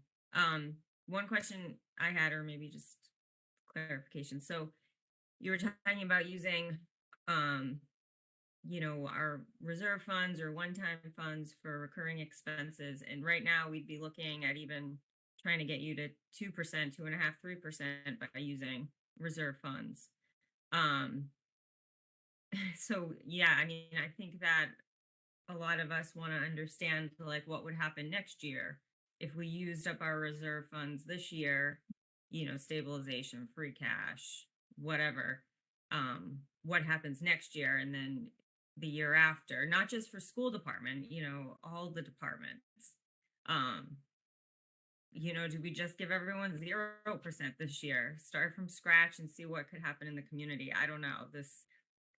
This just seems crazy to me to just try to get all of our departments up to, the minimum still needing to make a bunch of random cuts and move stuff around and then using up all of our reserve funds in the process, and then next year coming back again and doing this all over again, and not knowing if we'd even have as much free cash next year. Madam Chair, if I could just address our perspective. Yeah. I will say my perspective. I don't want to speak for anyone else on the school committee or on my admin team. I appreciated the conversation the other night at the joint meeting, because the biggest fear that I have is going out for an override that's not enough, and asking the community to come out for a $3 million override or whatever we decide that number is, and knowing that the school department will still have to make cuts in that situation. Because I know, I've been here this is my 21st year in Norton. I know that if we ever get that override, it needs to be the right number, because to come back again the next year and say, oh, we need more money, is never going to happen. So we need to make sure, and this group of people, along with the rest of the school committee and the select board, we need to make sure we are all on the same page about what that number is if we want the best chance of making this happen. So while I, emailed all of Norton Public Schools staff on Friday, and I said, listen, it didn't go on the ballot. This is the reason why. This is the reason why I support that thinking, because we want to make sure that we're doing this right, that we're not just putting something together to push the can down the road. So with that said, for us to get to zero this year, it's going to be really devastating to our department, to our schools, to our students. And that's why we're here. At the end of the day, my job is to run the schools with whatever budget is appropriated by the town of Norton, by its community members. And we'll make that happen. But it might be pretty ugly. Madam Yeah, Chair. I think you said the other night that 5.2 million was a number So that would- that's our, for back the school. that's where we kind of are now. I know Zach had asked us to put together some more long-term projections, which Christine and I have started working on as well. The challenge for us is trying to figure out that sweet spot between what has the average increase been for special education versus what's the range over these last, 10 years. And how do we kind of account for the variables that exist within our day-to-day? Madam Chair. Yes, Mike. So Jen and I were talking today, and we understand that the override question is something that obviously needs to be worked out, more study. But one of the things we need some help on, some guidance on,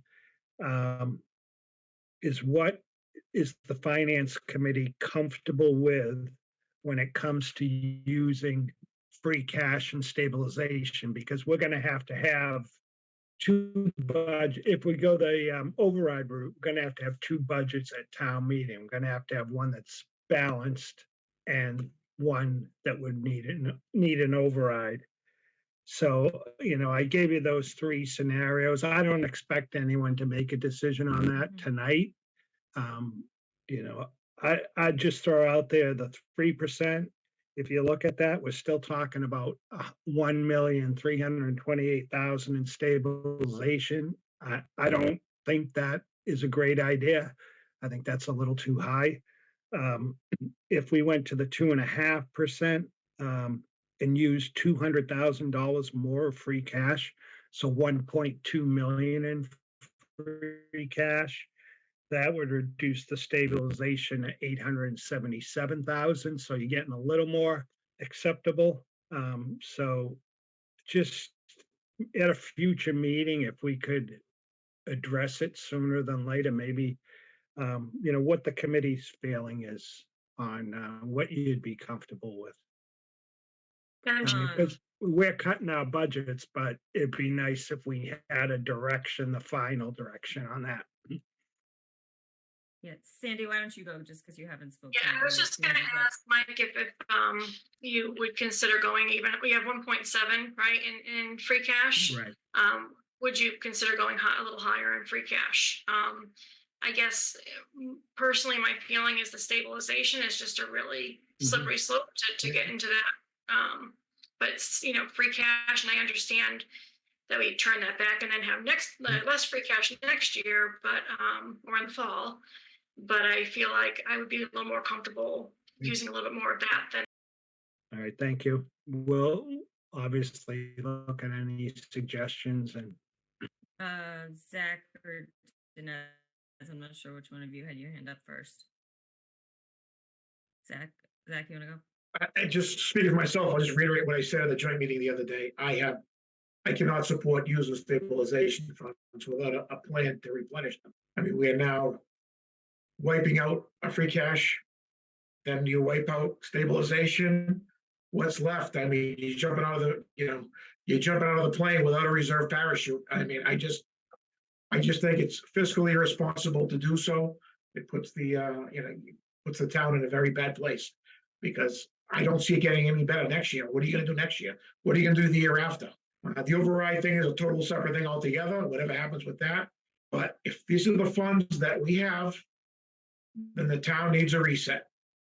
If the taxpayers decide they're not going to accept the reset, then they have the right to pass an override. But these are the funds we have. This is the reset. And as they say, let the chips lay where they lay. And, maybe that's what's needed. I don't. Yeah, Zach, I'm totally agreeing with you right now. That's unusual. Oh, Dinesh. So yeah, just to kind of play off of what Zach said and answer, I think, Paul, your question of, so if we get whatever 3%, what does that mean for next year? Here's the thing, right? These problems don't self-correct next year. Next year, it's not a clean slate. We start whatever at 3%, we start 24 positions down and go from there. We're going to spend down our stabilization. We're going to spend down our free cash. Don't forget our school choice. We're spending that down to 0. So I think we're using correct me, Jeff, I'm wrong, 2 million of school choice, and we bring in about 1.6, 1.7. So we're starting 300,000 to 400,000 in the hole right off the bat. So these problems don't self-correct. I mean, what happens next year? Nothing. We're digging a hole, and every once in a while we look and say, "Wow, this hole's getting deep. I should probably climb out while I can." It's too late. We dug the hole 20 feet deep. None of us is 20 feet tall. We can't get out of the hole now. I mean, this is you can't fool your way out of this. We have to make a decision now as a town, I think. And I hate to be very blunt and very callous about it, but we have to decide: do we want to pay more taxes or do we want less services? It's a very, very simple question right now, quite frankly. Yeah. And I hate to be blunt about it, but that is where we are at. That's exactly where we're at. Dinesh, just to add to your comment, we had some reserve in school choice, so we're not going in some negative, but we will definitely have less of that reserve. We're getting closer and closer to the bottom. Right, de facto, the reserve we had will be a negative for next year when we don't have a reserve to use as well. Yeah, and the same thing with our circuit breaker special education reimbursements. Bill. Yeah, to kind of Mike's question, probably, mirroring what Zach said, probably saying what Cody's about to say, maybe what Dinesh has said. To answer that question, what are we comfortable with? We need to see what's coming. So, I need to see it in front of me. I see how bad this year is. So how bad's next year? How bad's the year after? Or it makes a miraculous recovery, but I can't just say how comfortable I'm going to be with using stabilization or free cash if I can't see a little bit further ahead than just what's exactly in front of me. Cody? Just to the point on stabilization, I'll start with the stabilization discussion. I will not support pulling from stabilization a single red cent, not a single cent.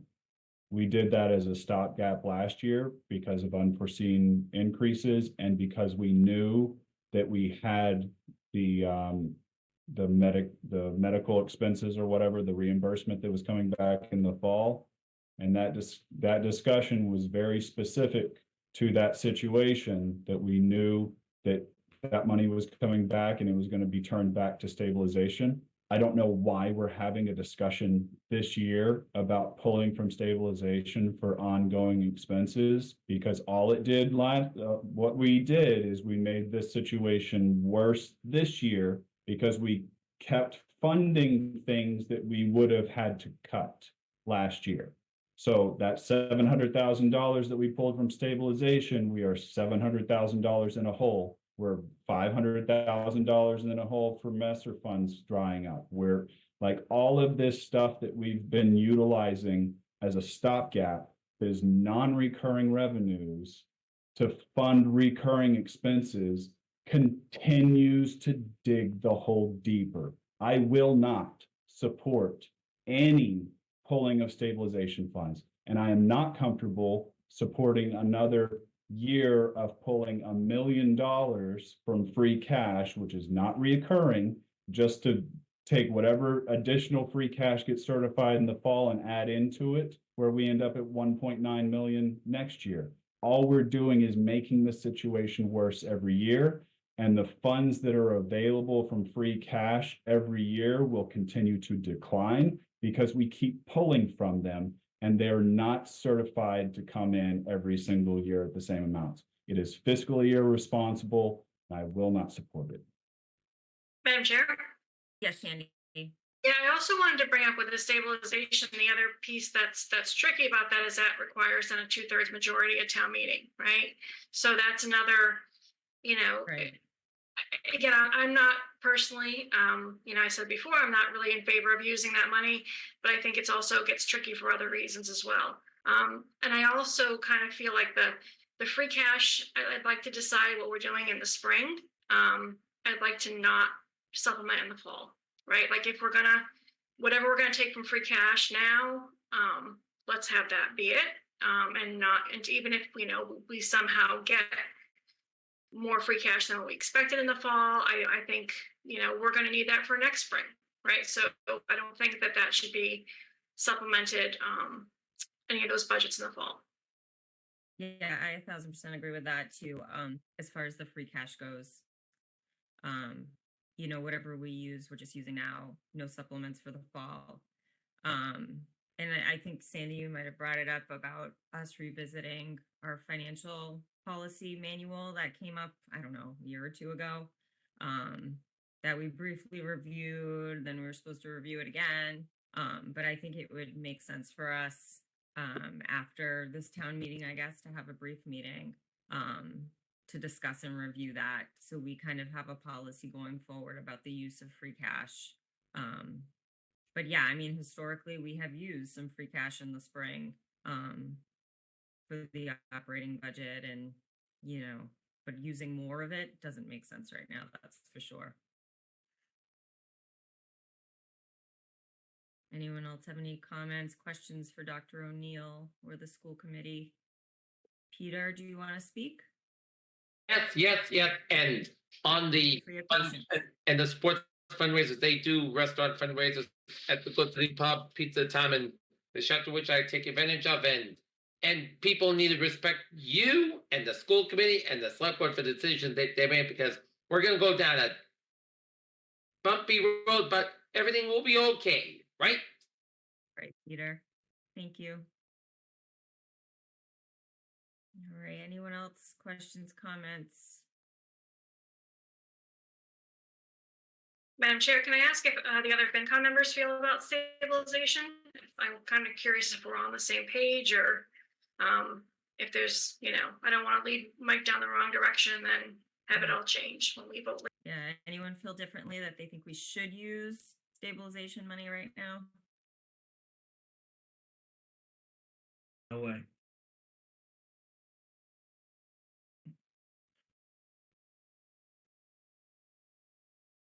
I think Mike got the message. Yeah.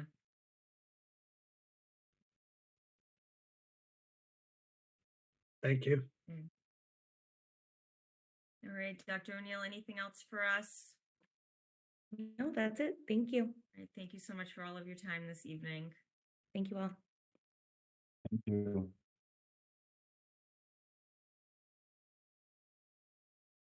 Okay, we still have articles. Did you want to do them now or do you want to wait till the next meeting? It's, it's I mean, kind we're of just late. kicking the can down the road, which is what we do here in Norton. That just, I'm looking for a white flag emoji though. come on, people. Burn the midnight oil with me. No?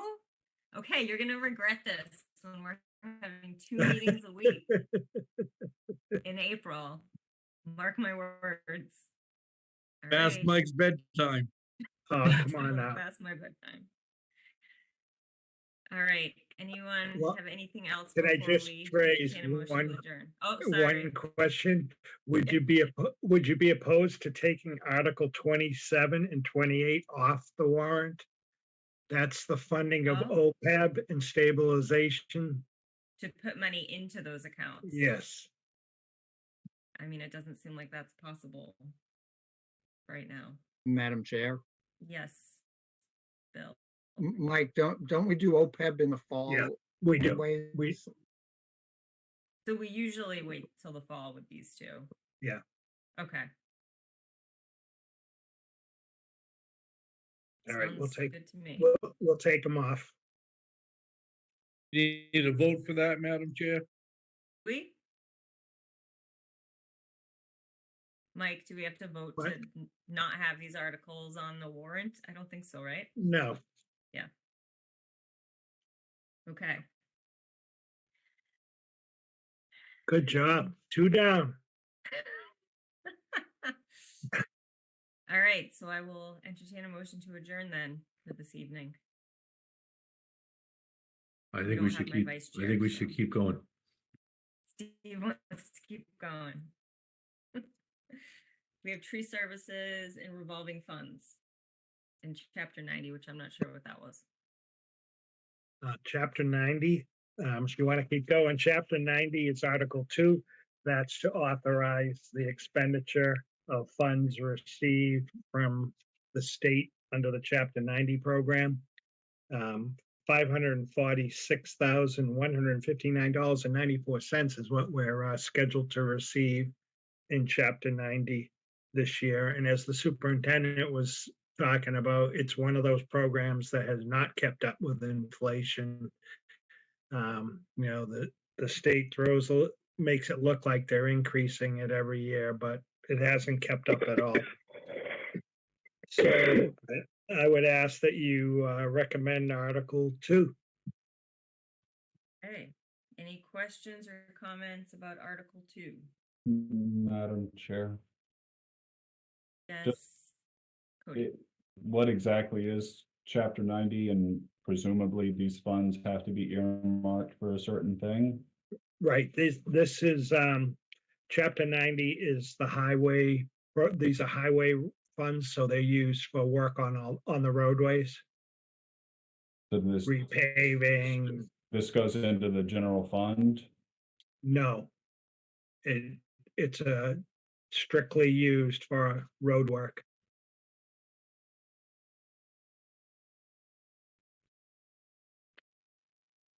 Any other questions, comments? Mike, was that a big increase this year or is that the norm? No. I don't think it was an increase. I think it might have been a little decrease, to be I honest think with it you, was a Paul. tiny bit less Yeah. when I looked at it. When you read the letter, it sounded like they were giving you the world, like it was something big that they were giving you. Yeah. I think, so the formula that they do it with, it's road miles and population and workforce in your community. And the problem is they have the same pool.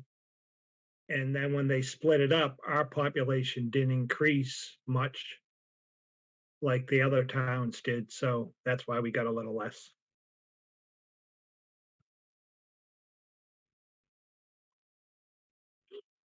All right. This just sits in a separate account that we can pull from for specific highway or road use? Right. What happens is, highway does a road job and they send that to the state and then they reimburse us for that. And where do the funds go? Like, where are we sending this with the vote? So if we do work, repaving a road, Jared will send that information to MassDOT and then they'll reimburse us for that work and the contractor gets paid. So the 546,000 is the reimbursement from last year's that's coming to us? No, that's what we're allotted for this year. So Okay. as we do projects, we'll receive the repayment. Okay. Madam So Chair, that's, Yes, okay, Zach. I got it.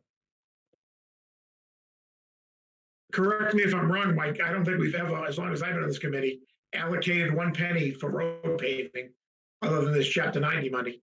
Correct. We do some small stuff, but very small. A spool of asphalt. Right, right.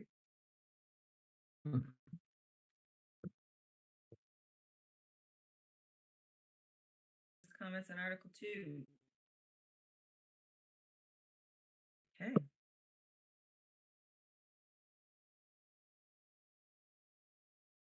Tracks for the expenditure of $546,159 for chapter 90.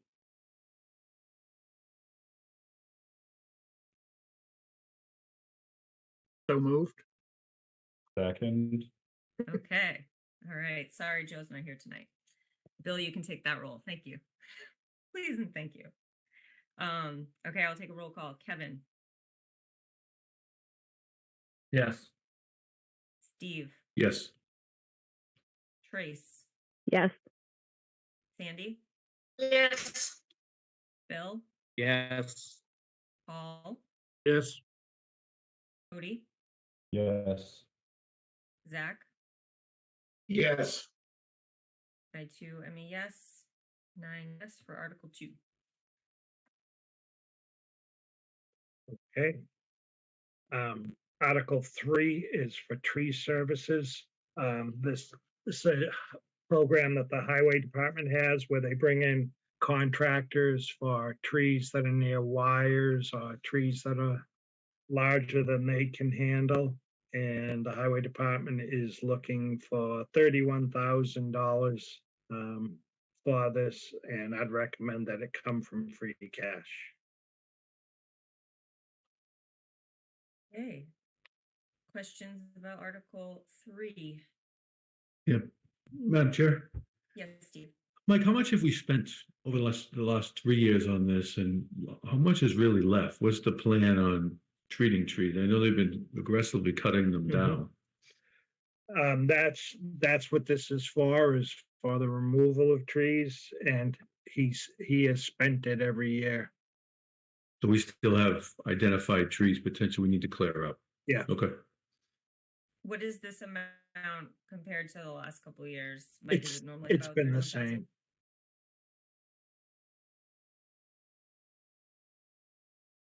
All right, any other questions? Hearing none, the chair will entertain a motion to recommend Article 3 to transfer $31,000 from free cash for tree services. So moved.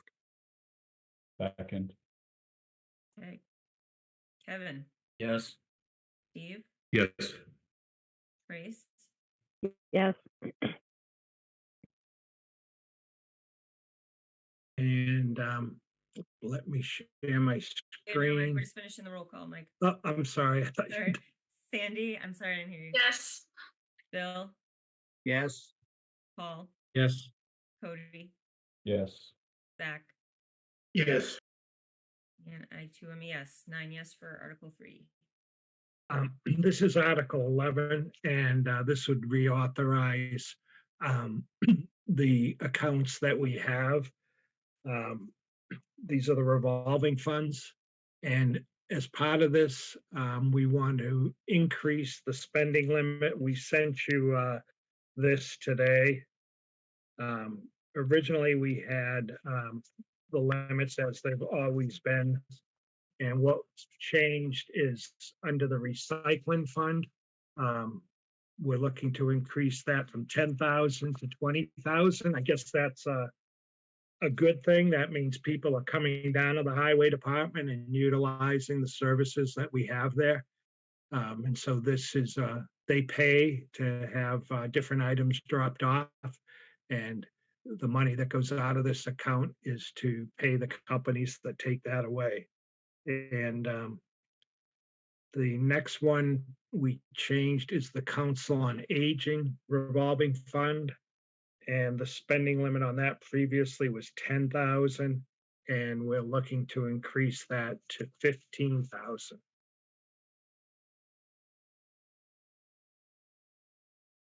Okay. Any And questions just or if I- comments? Oh, sorry. If I could, that's all right. If I can just mention one other one, the Stormwater Bylaw Revolving Fund, I'm gonna have to talk to the planning board on this. We did set this up a few years ago. And I'll talk with the planning board about trying to utilize this fund. The main thing with this, I think Keith came to us years ago, and with some of these new subdivisions, there's detention basins that are put in. And then highway department stuck maintaining those. So this would, if the planning board, when they approve a subdivision, could make it contingent upon the developer paying into a fund, this fund, the Stormwater Revolving Fund, that then would be used to maintain those basins. We'll at least get some money into that for that.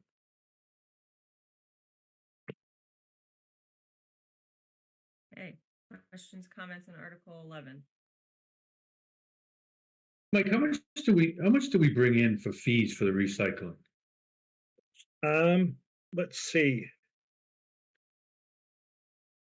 FY 24, so far, $13,458.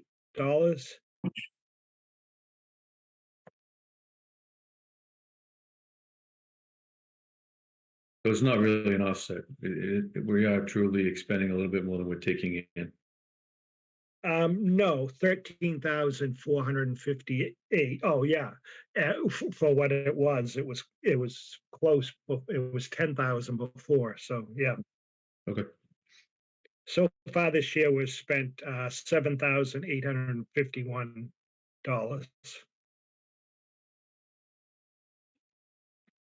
But just so people know, it's a great way to get rid of things.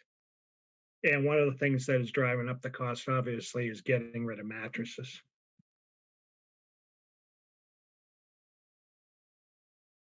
Madam Didn't Chair?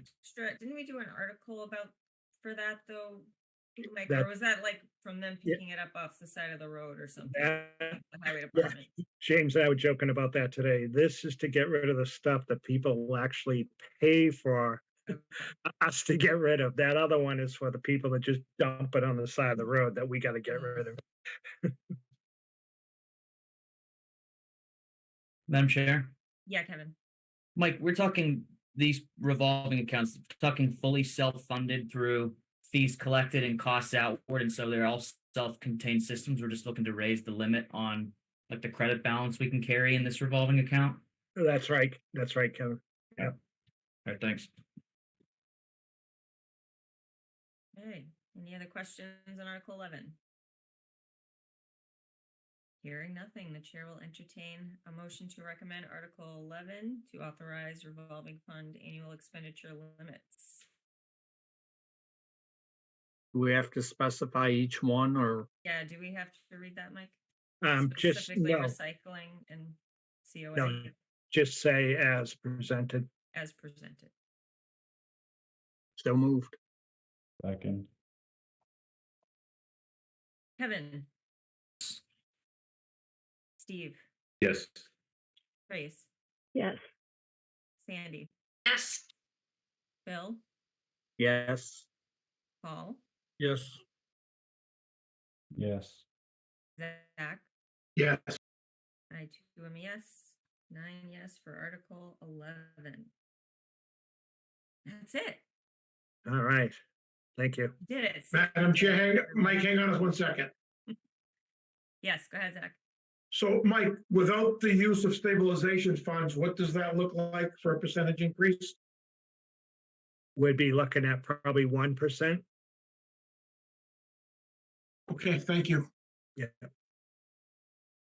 Madam Chair, Yes, Sandy. have we decided that we are going to be presenting two budgets, or is that something we do decide, or who decides that? Yeah, who decides that, Mike? I think that has to be a discussion with the school committee and the select board and the FinCom later on.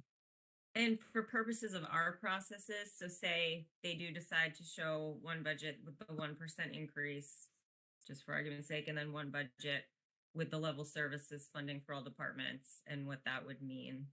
Obviously not a balanced budget at the end of the day. We would have to go line by line of each budget with our recommendations, correct? Correct. Yeah. We're gonna Good see year to really be late chair, in this. Paula. What? Good year to be chair. So excited about this. Let's go, people. We Madam got it. Chair? Yeah, yes. So Mike, is the consensus, I guess, from the select board to bring this to town meeting first, and if it does pass, whatever number they decide, they'll bring it to the ballot later, or it hasn't even been discussed yet? It hasn't been discussed yet, but it's too late to get it on the April ballot, so we would have to go the other route, go to town meeting and go on from there. And that amount would be discussed, would be the select board to vote on what amount they'd be looking to raise. Right. Thank you. Madam Chair. Yes, So Cody. just so I'm clear, so if we're going to double, like the two budget route, and we're going line by line, department by department, what our recommendations are. Let's say the town votes based upon what our recommendations are, and it's split between the two.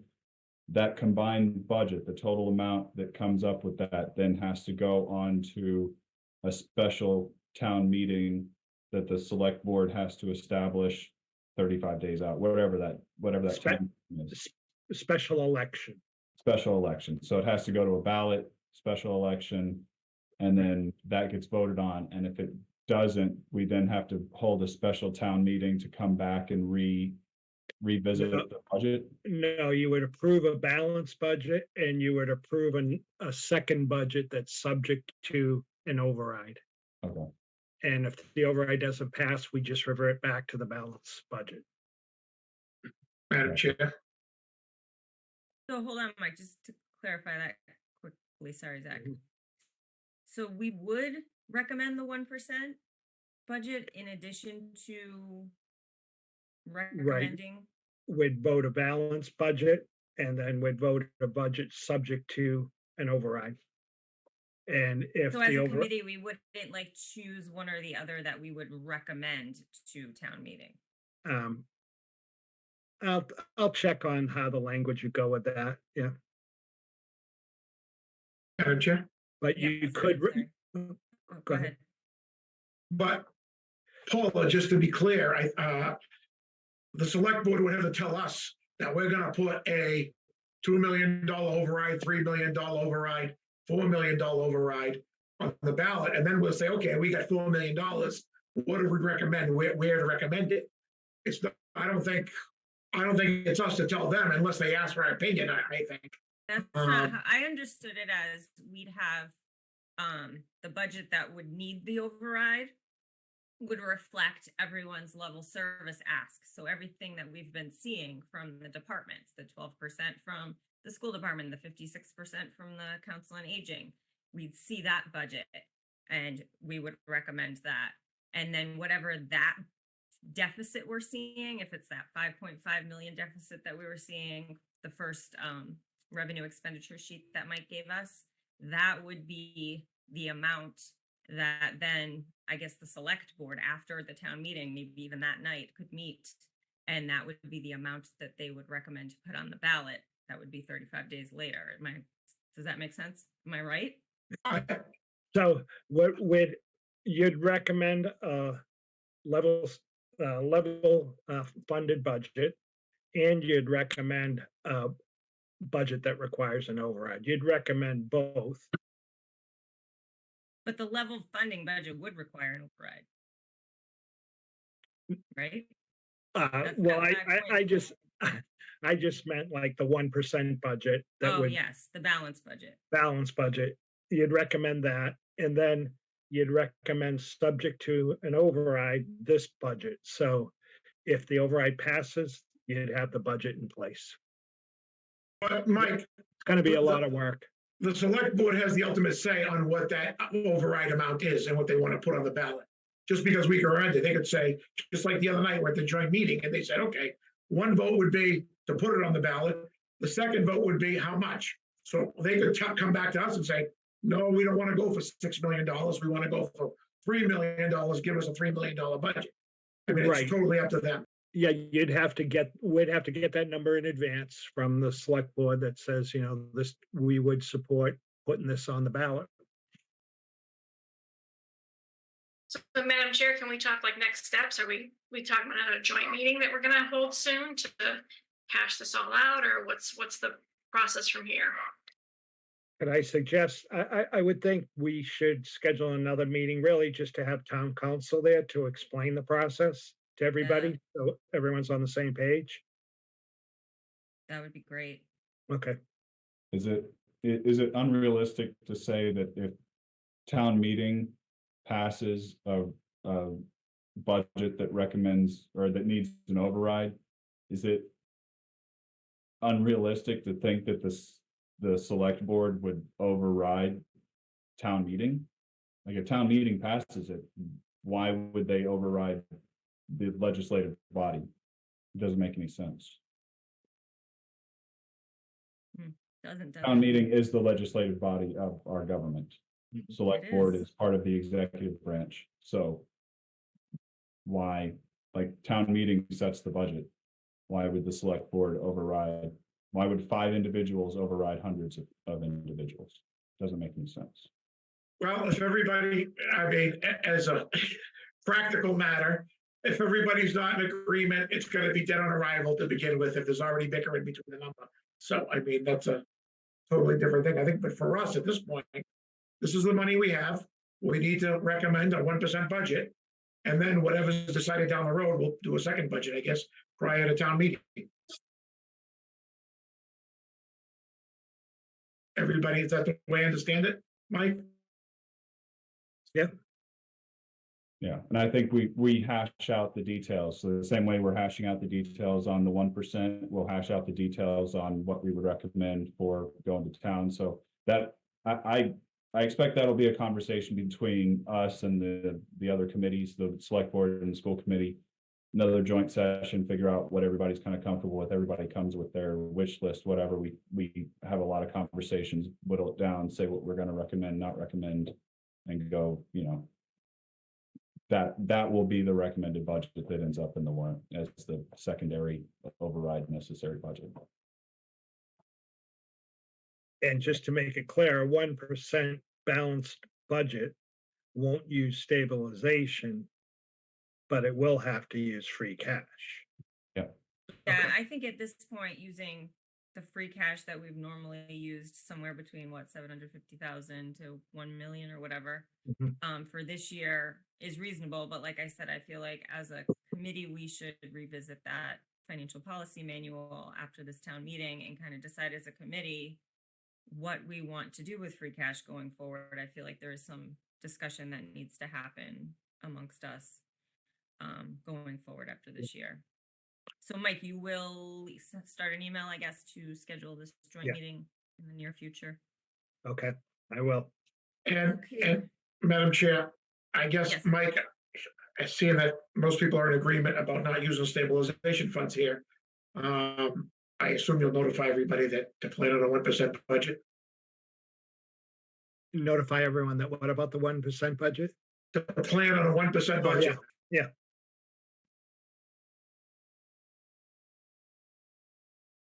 Madam Chair, Yes.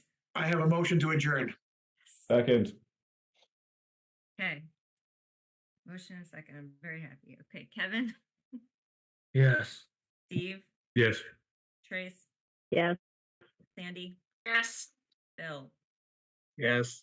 Paul, Yes. Yes. Zach. Yes, and good night. I too am a yes and good night. Thank you all for your Thank time. you. Thanks, Bye. everyone.